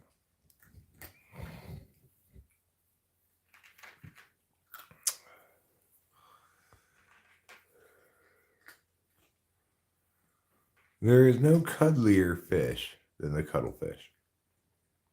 Marjorie and I have beef from back in the 80s. Who's Marjorie?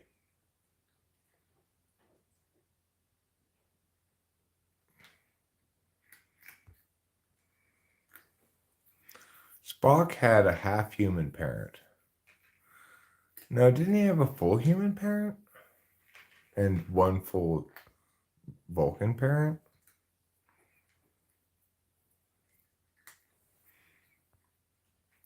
Thank you for calling me Fluffy, Fyoko Kyok. I appreciate that.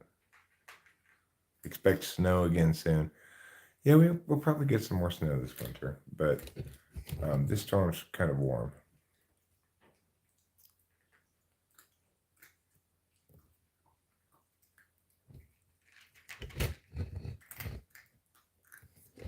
I don't know. It's hard to tell sometimes because, of course, most SI behavior doesn't make it into a script, right? It's like you don't spend a lot of time watching people brush their teeth in movies and TV shows. Oh, yes. Your softness is beyond compare. You are such a soft kitty. I appreciate your softness.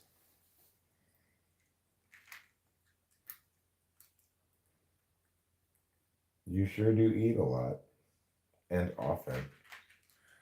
He eats often and he eats a lot when he eats. So, you know, Rachel and I have estimated, and I think it's fair, I think it's correct. This cat eats at least 4 times as much as Capillo. Yes, he's a bigger cat, but he's not 4 times as big as Capillo. But he must eat at least 4 times as much food.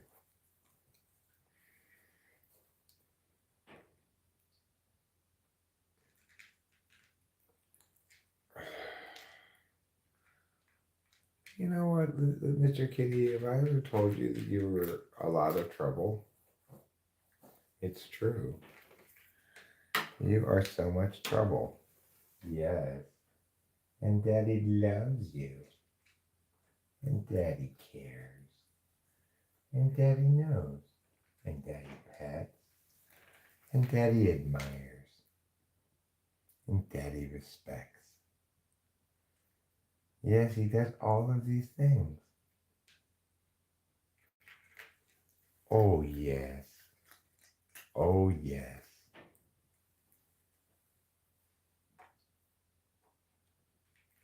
All night long till the morning dawn. We're going to rock and roll like in a song. Oh, yes. Well, he's finally done eating. We are excused. We are allowed to leave the table now.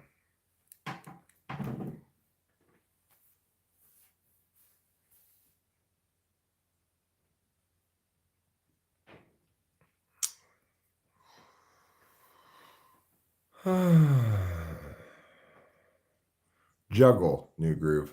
Find 3 things to juggle.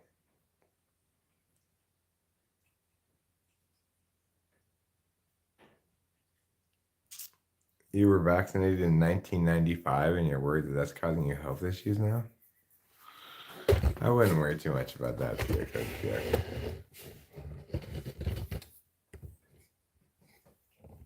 I was vaccinated for all the things that they vaccinated you for when I was a kid, but the only other quote-unquote vaccine I got was the COVID non-vaccine.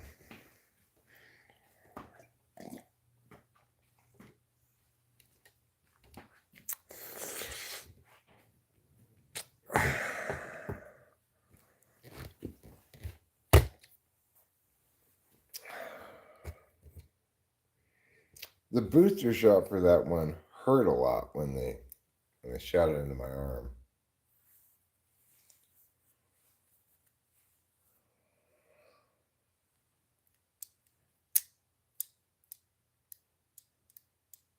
No, vaccines don't cause autism. That's silly.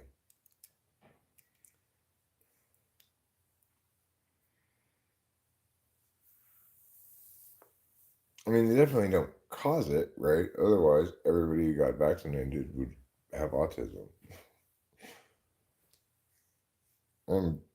99.9% sure that people are born autistic. They don't become autistic after getting vaccinated.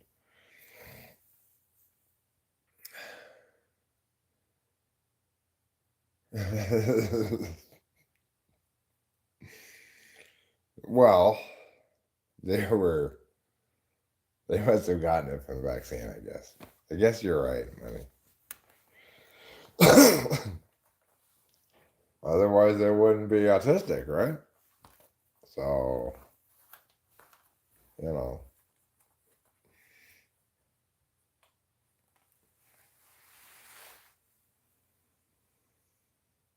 according to TikTok, everyone has autism.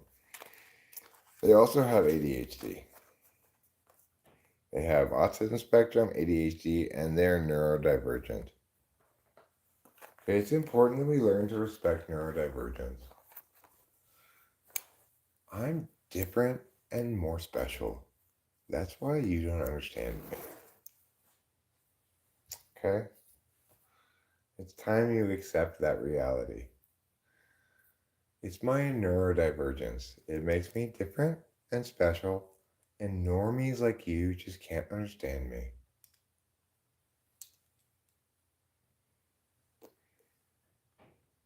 So I was like, you're not vaccinating me. I just give me polio. Okay? I'll just have the polio. It's fine. Quit being discriminatory against polio. I want smallpox. I'm tired of just having regular pox.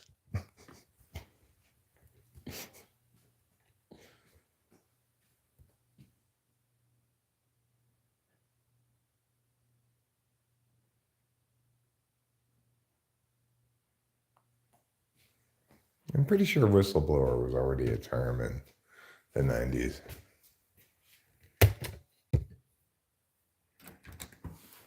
I could be wrong. But regardless, I get your point.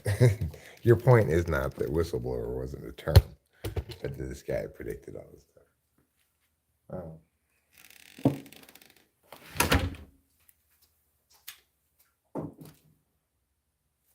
Still, the part that I'm focused on is whether or not the term whistleblower already existed in the 90s. That's what's important.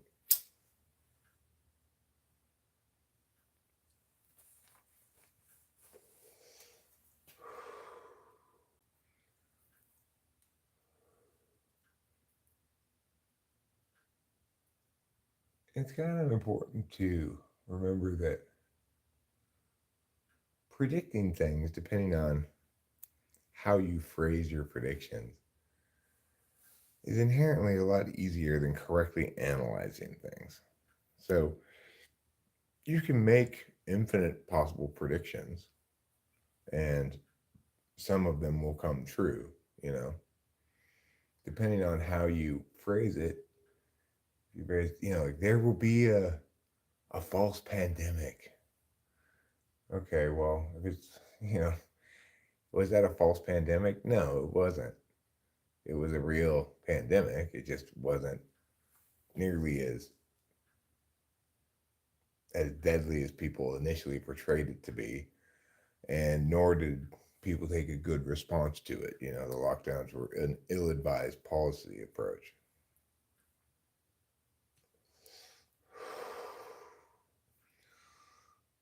Is, did he phrase it like that?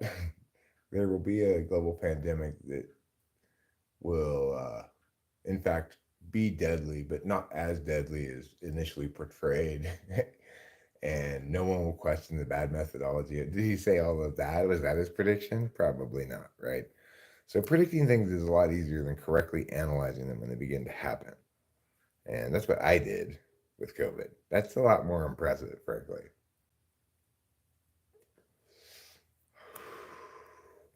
I pointed out and was appalled by, correctly, the methodology problem that nobody else seemed to notice.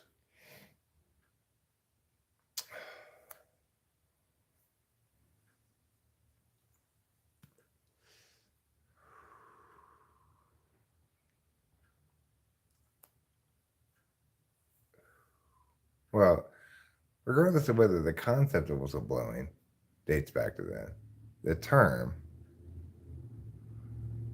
is what's at issue here.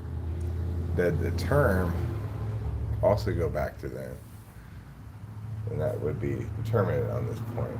Whether or not the concept dates back to then, if the term wasn't used, well, that's not relevant to the current issue of the beginning of the usage of the term.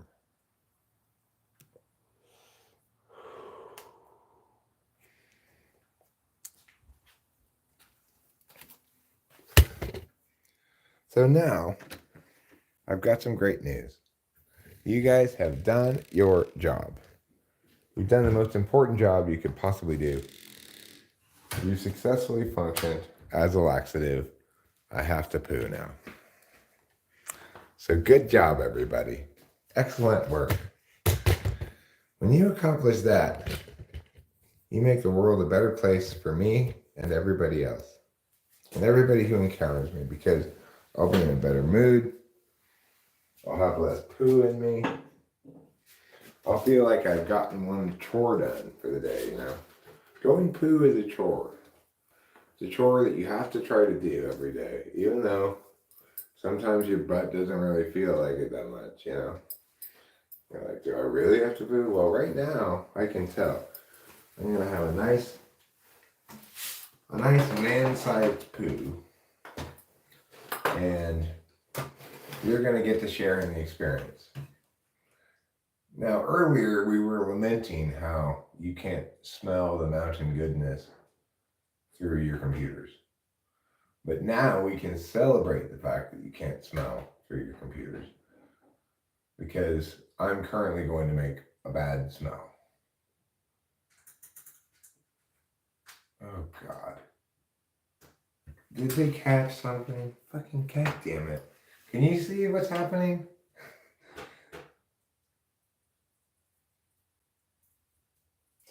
Can you chat louder so I can hear it?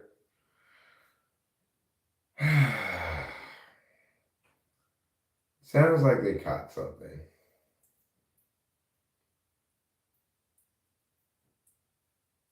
But it could just be Trouble playing around. Trouble's a pretty playful cat. Much more so than Capillo. Capillo doesn't really play with stuff. She goes outside and catches a mouse, you know. And then she sleeps and cleans herself and occasionally eats. She's like a normal cat. Trouble's much more like a dog.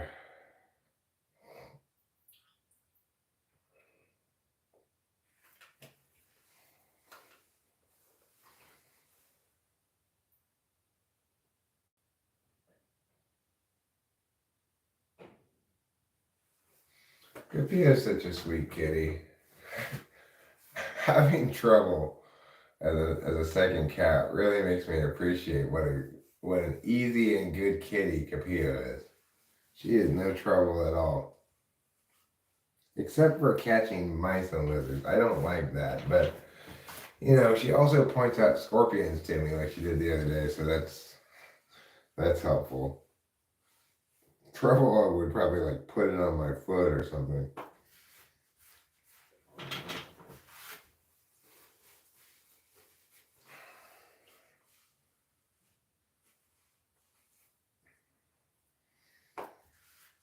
Capillo's mom, Dixie, was the cat who put a potato bug between my toes and flip-flop one time. Oh, that was horrible. That was like one of my 2 or 3 biggest like ooh, ooh, ooh, ooh, ooh, oh no, ah moments ever. Was when the potato bug was put between my toes and my flip-flop, and it was trying to pinch my toe. It was so gross. Well, I've gone poo. That's good for me and it's good for you.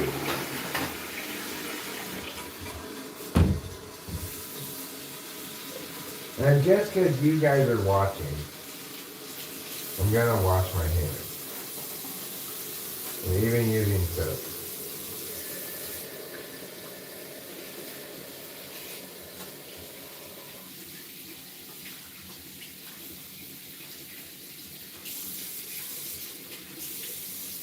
Okay. I'm gonna use this hand towel to dry my hands. But then I'm gonna put it in the wash. I think it's dirty. I mean, it seems like it's been hanging there for a while. Granted, I don't wash my hands very often, so I don't use a hand towel very often. But it just feels like it deserves to go in the laundry basket. Then I'll feel like I did a chore too. Done 2 chores now. 3 really. I pooped, I washed my hands, and I put the hand towel in the laundry hamper. So I'm on my way to a very productive day right now.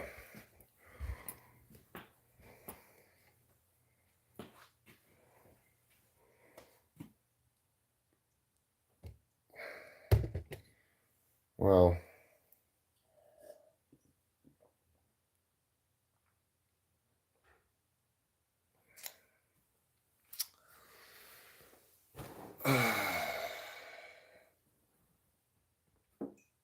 I don't want to know where this so-called cave is anyway that these Plato's characters got stuck in.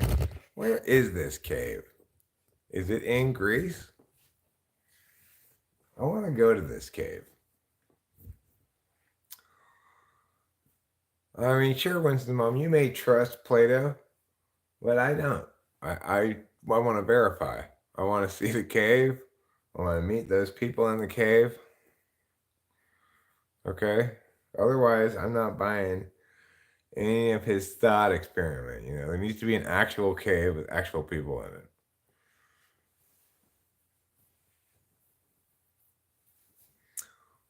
Philosophize, but verify. That's what my motto is. And, you know, Rawls. I want to try on this so-called veil of ignorance. Does it really exist?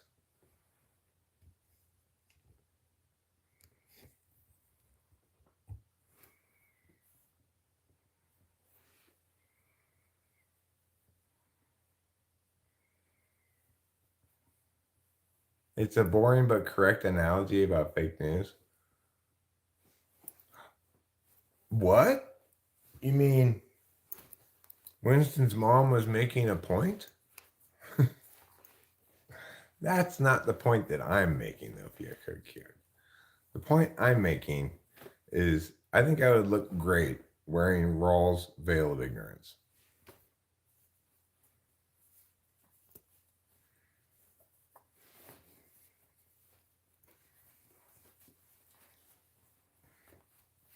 Well,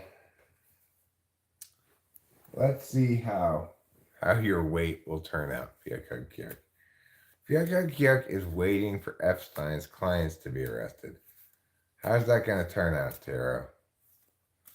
How's his weight going to play out? Is he going to be happy with the outcome? The hermit. You're just going to spend a lot of time withdrawing, reflecting, more waiting, really. So, you know,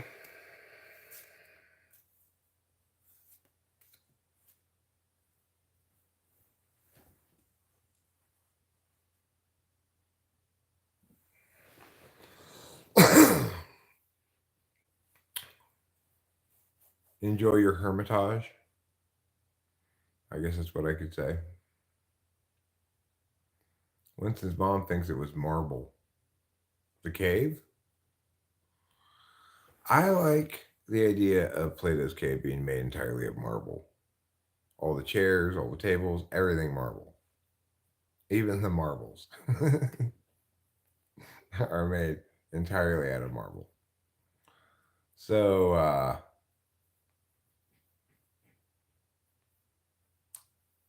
I'm not sure how the marbility of the cave impacts Plato's allegory.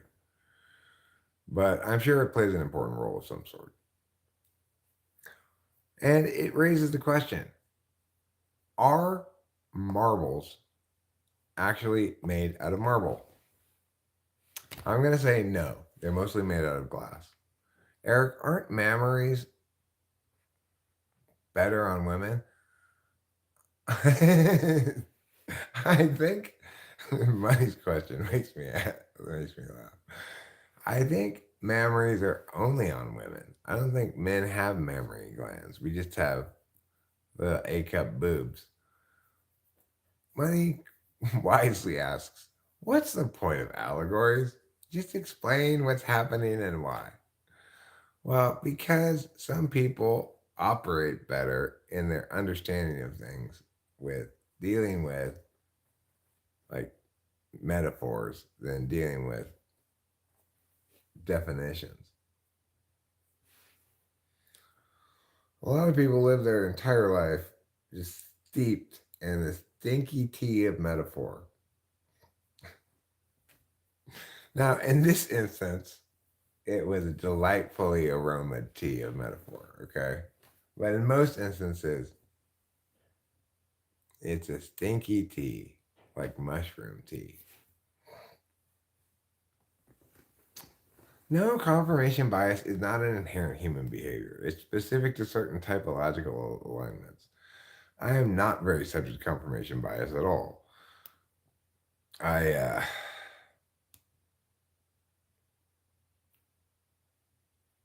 remember my misses just as much as my hits, you know.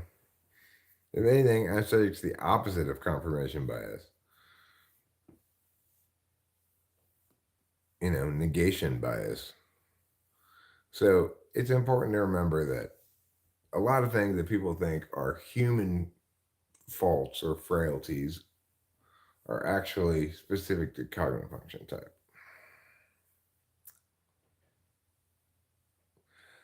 Money, let me tell you an allegory to answer your question about what's the point of allegories. Once there was a farmer who asked himself, why do I have to feed my donkey? If I didn't feed it, it would cost less to own my donkey. I'm going to try to wean it off food gradually. And then, finally, he did one day. And then the donkey died. Do you see what I'm saying, Money? Do you get the point of this allegory? Do you understand how it answers your question? I think you do. It's an allegory that explains how asking the wrong questions can lead to the death of donkeys, metaphorically. I hope you learned an important lesson today.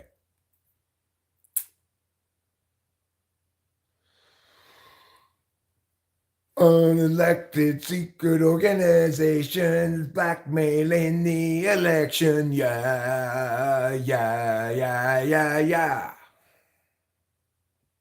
I want you to do a rock opera about a Pieko Gyeko. Could you do that for me? Can you make a rock opera about unelected secret organizations blackmailing the election?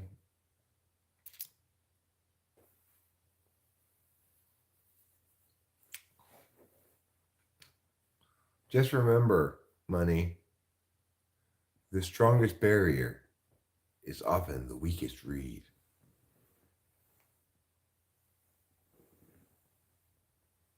Namaste.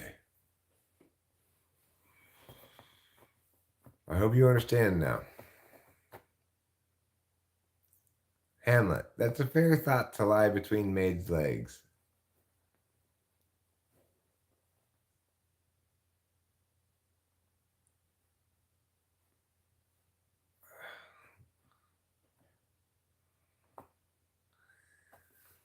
Egyptians and Romans made marbles out of real marble.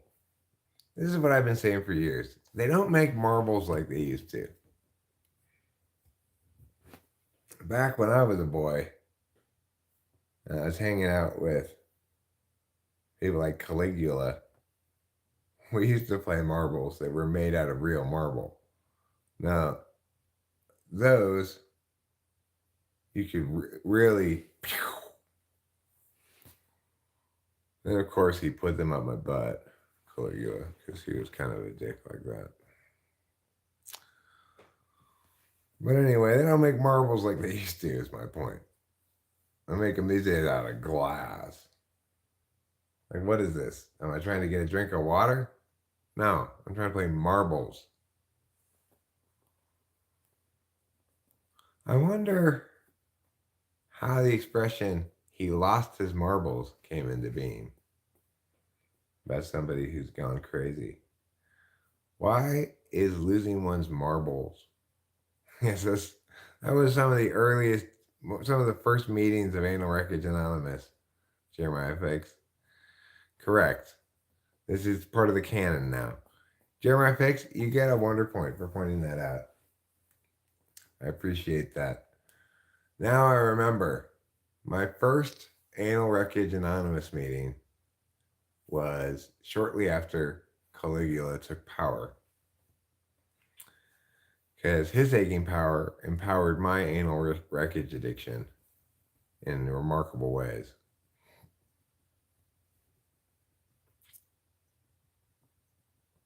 The blonde child who laughed as he ran after his colored marbles. That's the origin of he lost his marbles? Who is that blonde child laughing as he runs after his colored marbles? It's me. And who is the poet writing this poem? That blonde child who laughed as he ran after his colored marbles. Huh. So a cubist poet? I mean, talk about a silly designation. What makes a poet cubist? The fact that there's symmetry in their poems? I mean, that's ridiculous.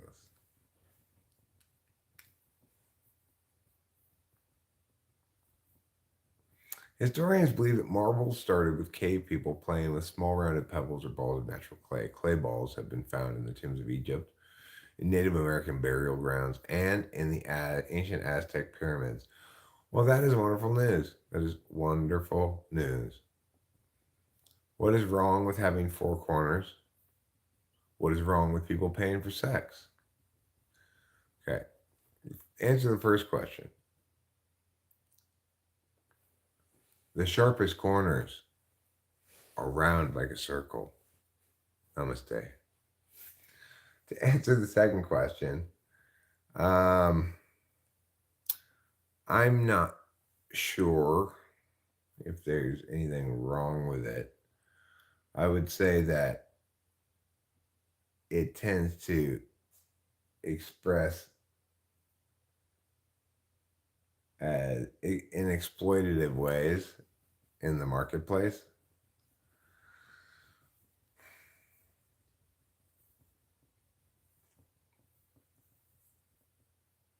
Aren't we all paying for sex? I mean, it's usually just men who pay for sex, I think.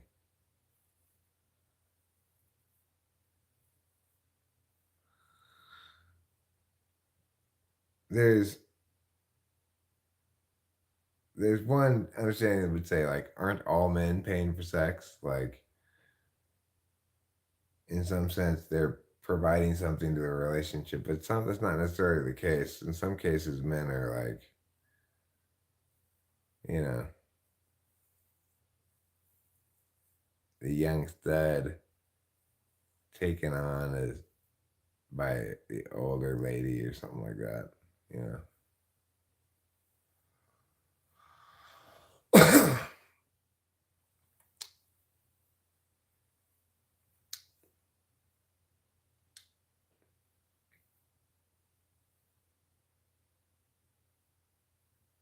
Marriage is technically paying for sex to be exclusive.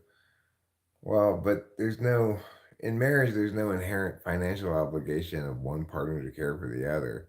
It just works out that way sometimes, you know? Like, obviously, Rachel's getting a very good return on her sex investment, but I think that's a little too contractual as per Jeremiah Fix, as a way of looking at it, you know.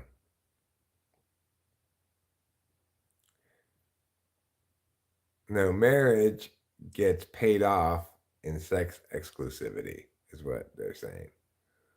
That you offer by marriage some, well, I mean, the only reality is you offer in terms of marriage to be faithful in exchange for fidelity on the part of the other.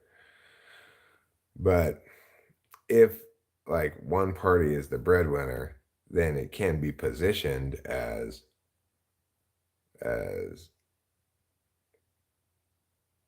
contractual like that. Like basically, I married you and will take care of you so that you will continue to have sex with only me for the rest of your life.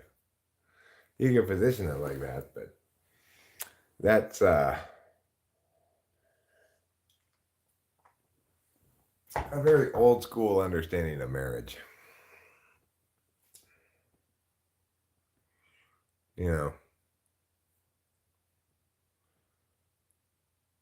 I mean, it's one of those things that like I personally like to say that kind of stuff to Rachel during sex. Like, I like to see my wife doing her job.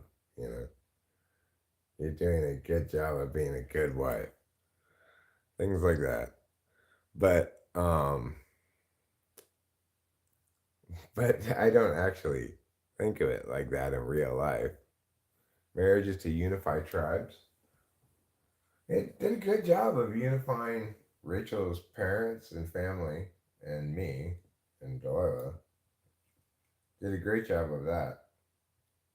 You know, we were at odds, and then at the marriage, both of our parents were like, "You have our full blessing, Eric." You know, so kind of crazy, kind of special feeling. I feel FI about it. I feel positive FI.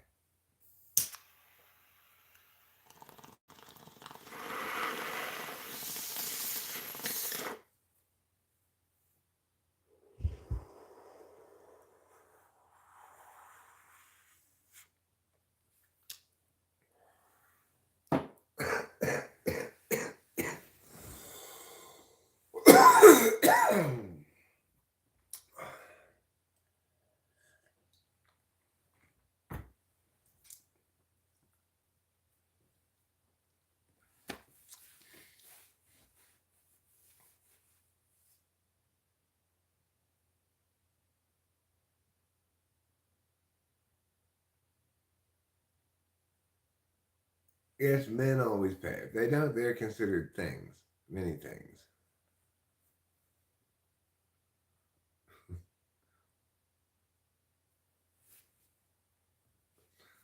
Thanks, Winston's mom. I think they feel that Rachel's in good hands, you know, and I believe they're right. I love her a lot, trying to make sure she's okay, you know. Want her to be safe and happy. Conimal says, I'm coughing too, buddy. This hemp I got is harsh. Hemp, huh? If you're smoking hemp, I do indeed feel bad for you. This stuff's not too bad. Pretty, pretty smooth smoking. But you know, ever since I started grinding before I smoke, you tend to get more. It's a denser smoke, so you gotta smoke kind of smaller bowls if you want to successfully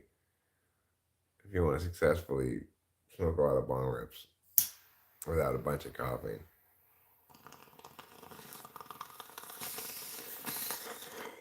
That's a good sized bowl for me when it's goodbye Jeremiah Mix.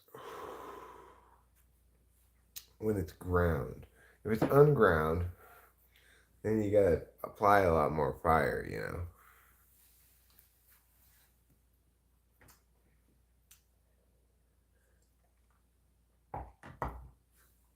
Boy, I am just feeling the scope and scale of all of the little tasks I need to do, and I'm just quivering in failure over them. That should be the title of my autobiography. Quiver in Failure. Or just quivering failure would be fine. Mine is the story of quivering failure.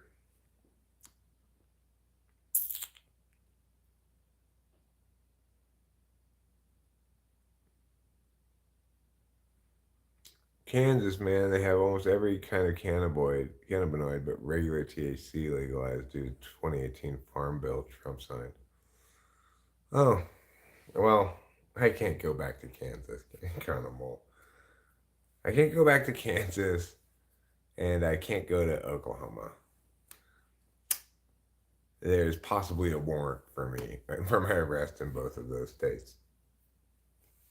So I'll have to avoid those two states. Sorry, Oklahoma. Sorry, Kansas. I can't go back to your states. Yeah.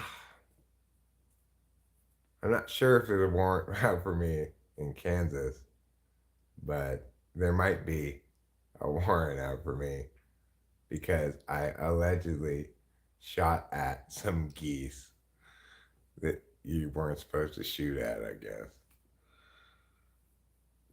Allegedly, okay? That's why I can't go back to Kansas because I don't know if there's what's going on with that.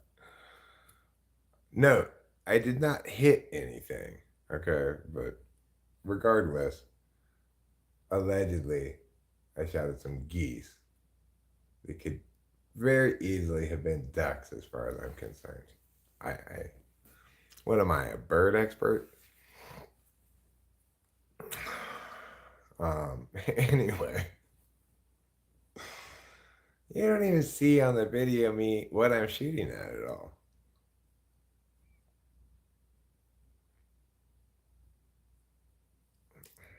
I could easily have misidentified the species of those birds. Um, so I can't go back to Oklahoma for failure to appear on a ticket. So sorry, Oklahoma. Also, I got arrested in Oklahoma and pled no contest to marijuana possession and paraphernalia possession. So it's like,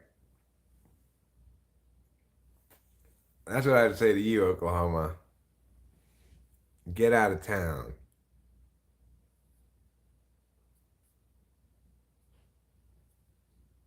Which animals are most deserving of cruelty? That's a good answer, Diamond.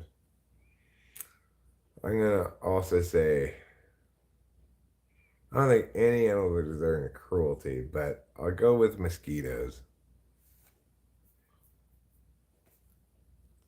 Houseflies. I mean, mosquitoes and houseflies both deserve to die. I don't know if they deserve cruelty though. I'm not even cruel to houseflies. I try to kill them, give them a clean death, you know.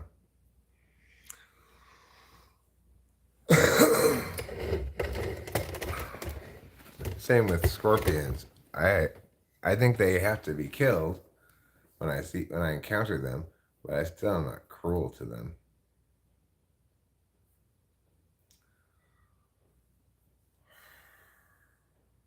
I would guess made money, but I don't know. It's a depressing topic. Can we not talk about it? I don't like depressing topics. You know what I like? I like oppressing topics.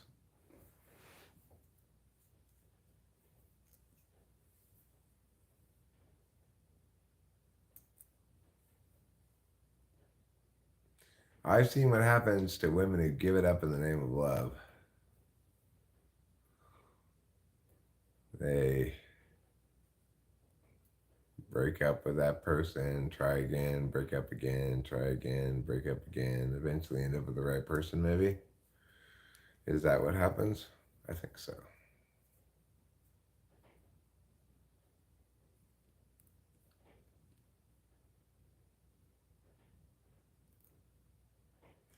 Now, speaking of pressing topics, when was the last time you ironed a shirt or made a grilled cheese sandwich with a panini press? What did I last press? Well, I mean, I pressed I pressed buttons on the keyboard.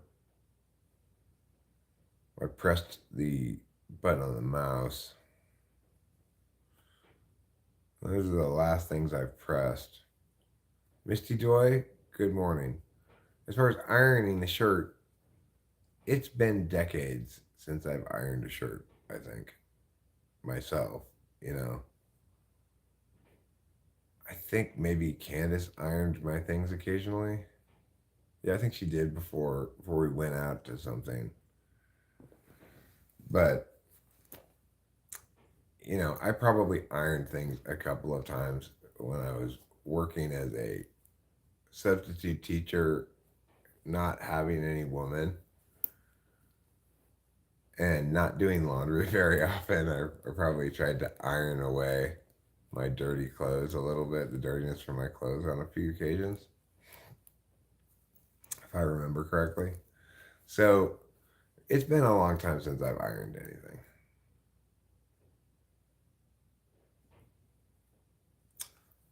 But I don't dislike the idea of ironing things. I could see myself ironing something. It seems like a fairly fun activity as chores go. You make your clothes flatter for some reason. Oh, my clothes aren't flat enough, people say all the time. Why do your clothes need to be flat? You might ask. You want to visit America? Well, there are a lot of good places to visit in America. You could visit New York City. You could visit Boston, where they like to pretend that they're Irish. You could go to Denver, Colorado, in the mountains. You could go to Albuquerque, New Mexico. What you think USA is good country? Yes, I think USA is good country. But, there are different areas of it which are more troubling than others. Depends where you go, what kind of experience you want to have. Why is everyone in New York so New Yorky? Well, because they have a bunch of local stuff going on. Like, I like to ask Rachel about it. I asked her yesterday, what's the difference between Staten Island and Long Island?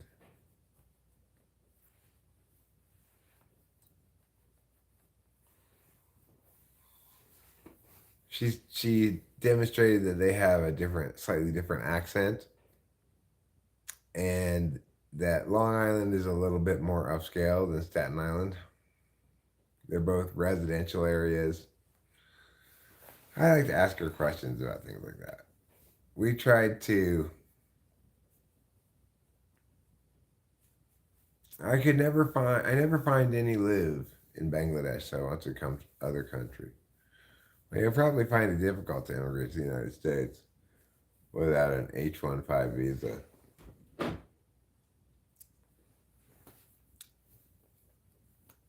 So you got to be pretty special at something.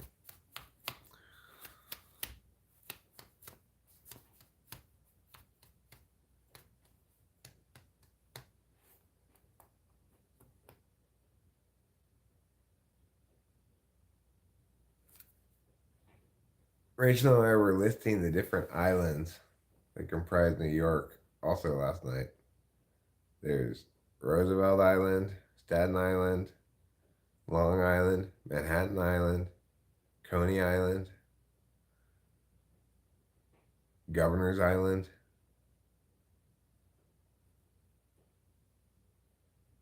Ellis Island, the Statue of Liberty Island.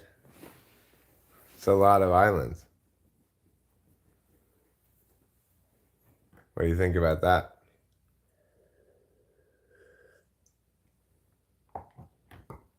Bum bum bum bum bum bum bum bum bum.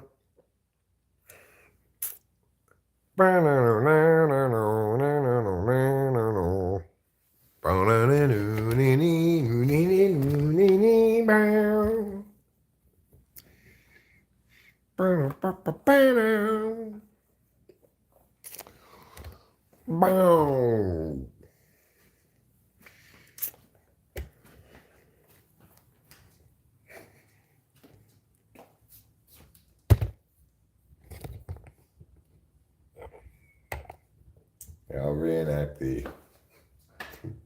thing that John Mulaney was joking about Law and Order. I thought this was very funny. He was imitating a Law and Order, the beginning of a Law and Order thing.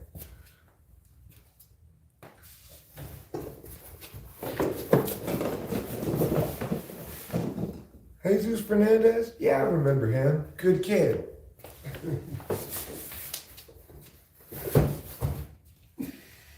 They're carrying a box. There's a lot of box carrying going on in Law and Order. There's also this one when they're talking to the detectives. She's talking to him, right? She's talking to him, but she's also like the manager of or whatever. And she sees her employee and saying, like, no, not like that. I gotta go.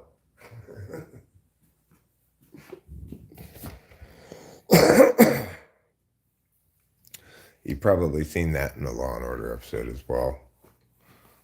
That's of my own making, my own noting, not of John Mulaney's. But I do love the idea now of Law and Order tropes.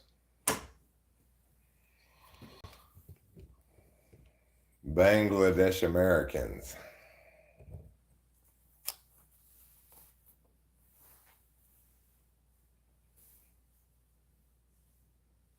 The thing I think Bangladesh is most famous for, probably, is the rock group The Bangles. I'm assuming they were from Bangladesh.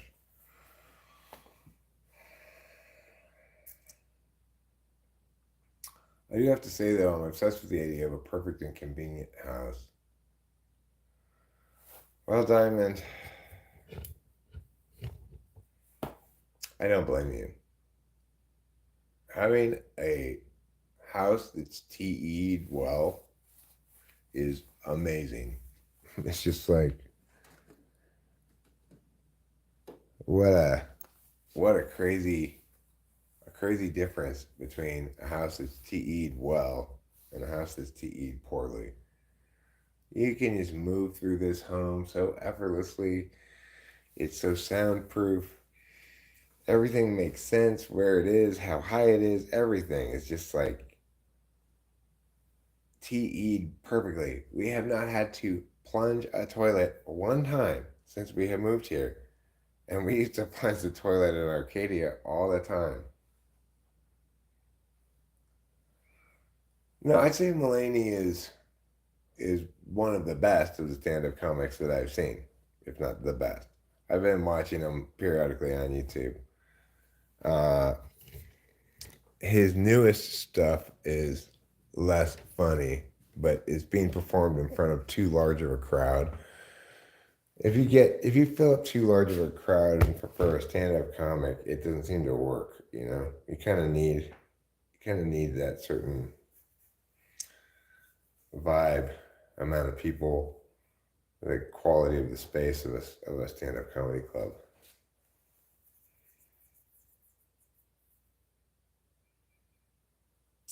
So,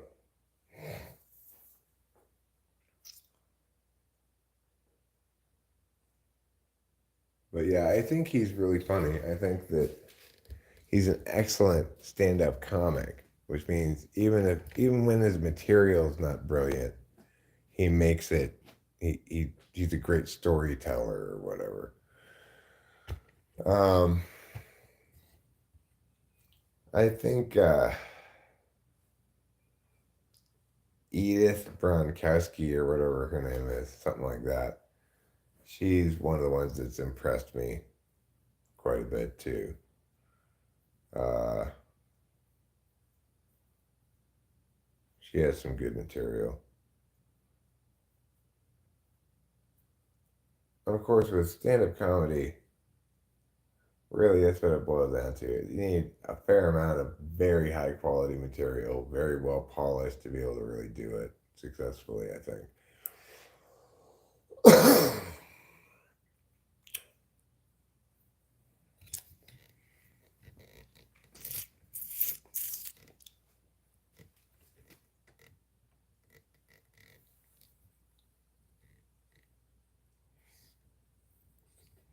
it's it's a very specialized art form. It's kind of like, I don't know, like Japanese sword making. There are very few instances of truly masterful swords. Now, ESFPs are terrible at stand. If you'd like an example, you can look at Club ENTP.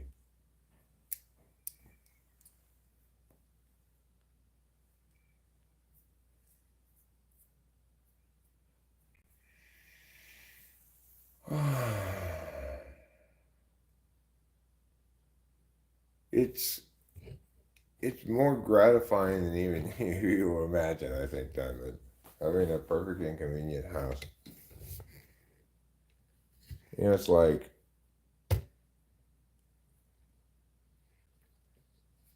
yeah, almost everybody is terrible at stand up, to be fair. And you, it's not, it's like people who are terrible at stand up, but somehow work it to where they can actually get consistent laughs as a comic. Even if they're not good, ultimately, you got to give them credit for trying the hardest art form, you know. But the most dangerous art.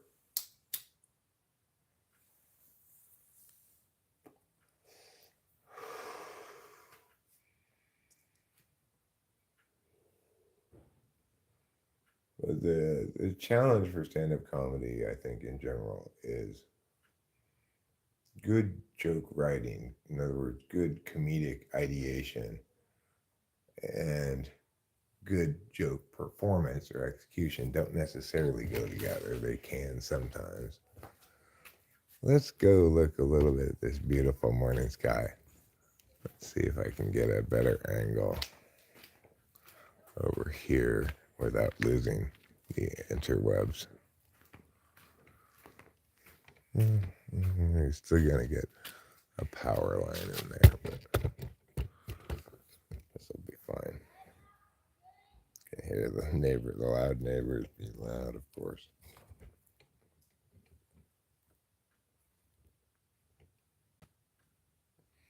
You can't really see the pinkness of the sky. A little bit. It's very pink looking as I see it, but as you see it, it's not that pink. You know what I could do? I could use filters. Is it this one?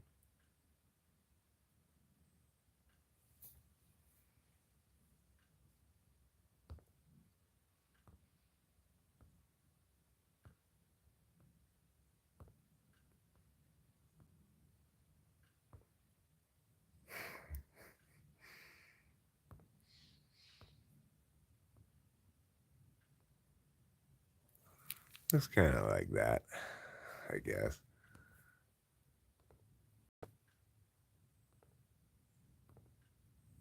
Maybe that one. That one's pretty good. Anyway, it's a lovely morning.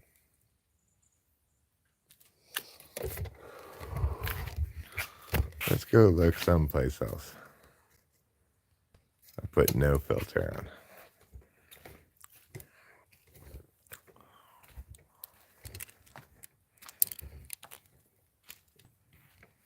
Like, this is a pretty part of the backyard to look at. Those trees going down there next to the shed. Someone is going to be angry at the sky for being pink. You mean people who don't like homosexuality? Is that why? Personally, I'm a fan of pink when it occurs in nature, you know. I don't wear a lot of pink. For one thing, I'm trying to lower breast cancer awareness. I don't believe people should be quite so aware of breast cancer.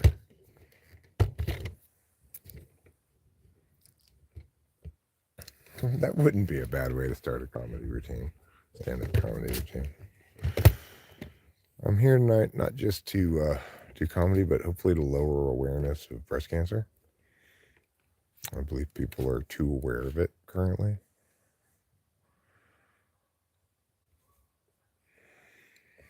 Let's take a look at my Christmas tree over there. See how it's growing.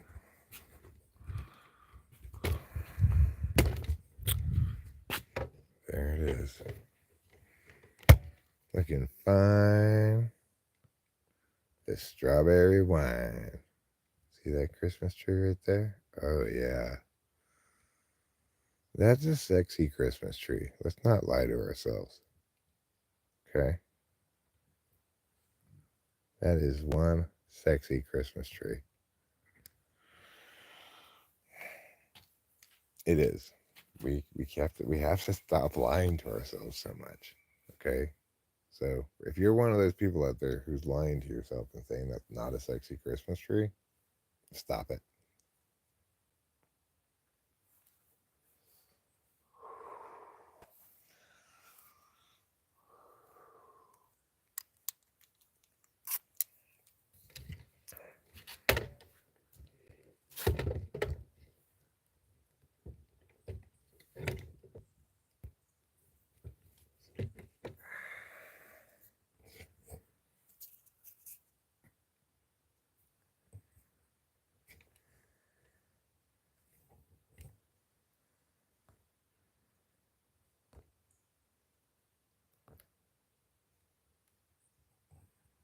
You can't really see the clouds moving, huh? See if I can make it so you can.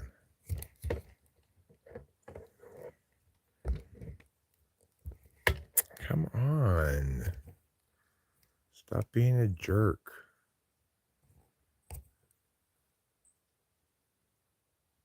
Now can you see the clouds moving? A little bit. So good for you. Quit bragging about it. So you can see clouds moving. Big deal. I can see clouds moving too.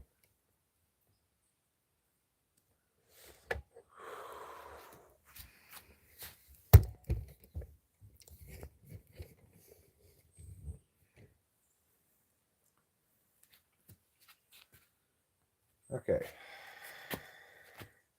Let's return to inside the house where it's warmer and less outsidey. You can see we've got a lot of little birds tweeting around looking for cutlets. I guess I should put some cutlets out. Is it time for the woodland cutlet put? Yes, it is. Let's do it. Let's do it.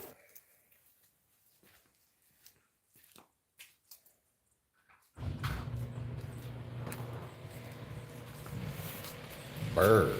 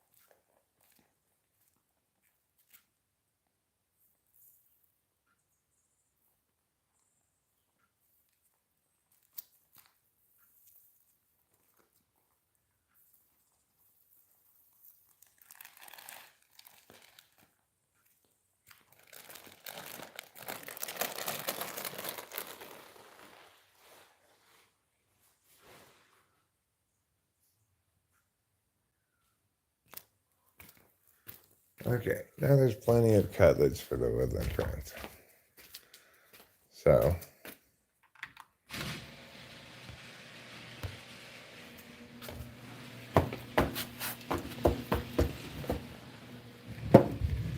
whew, that was a long and exciting adventure into the cold.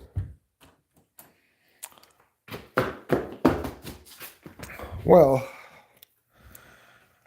I'd like to thank you all for being here on this very pleasant Friday morning. I hope you enjoyed our time together, and I'll see you next time here on Talking with Famous People.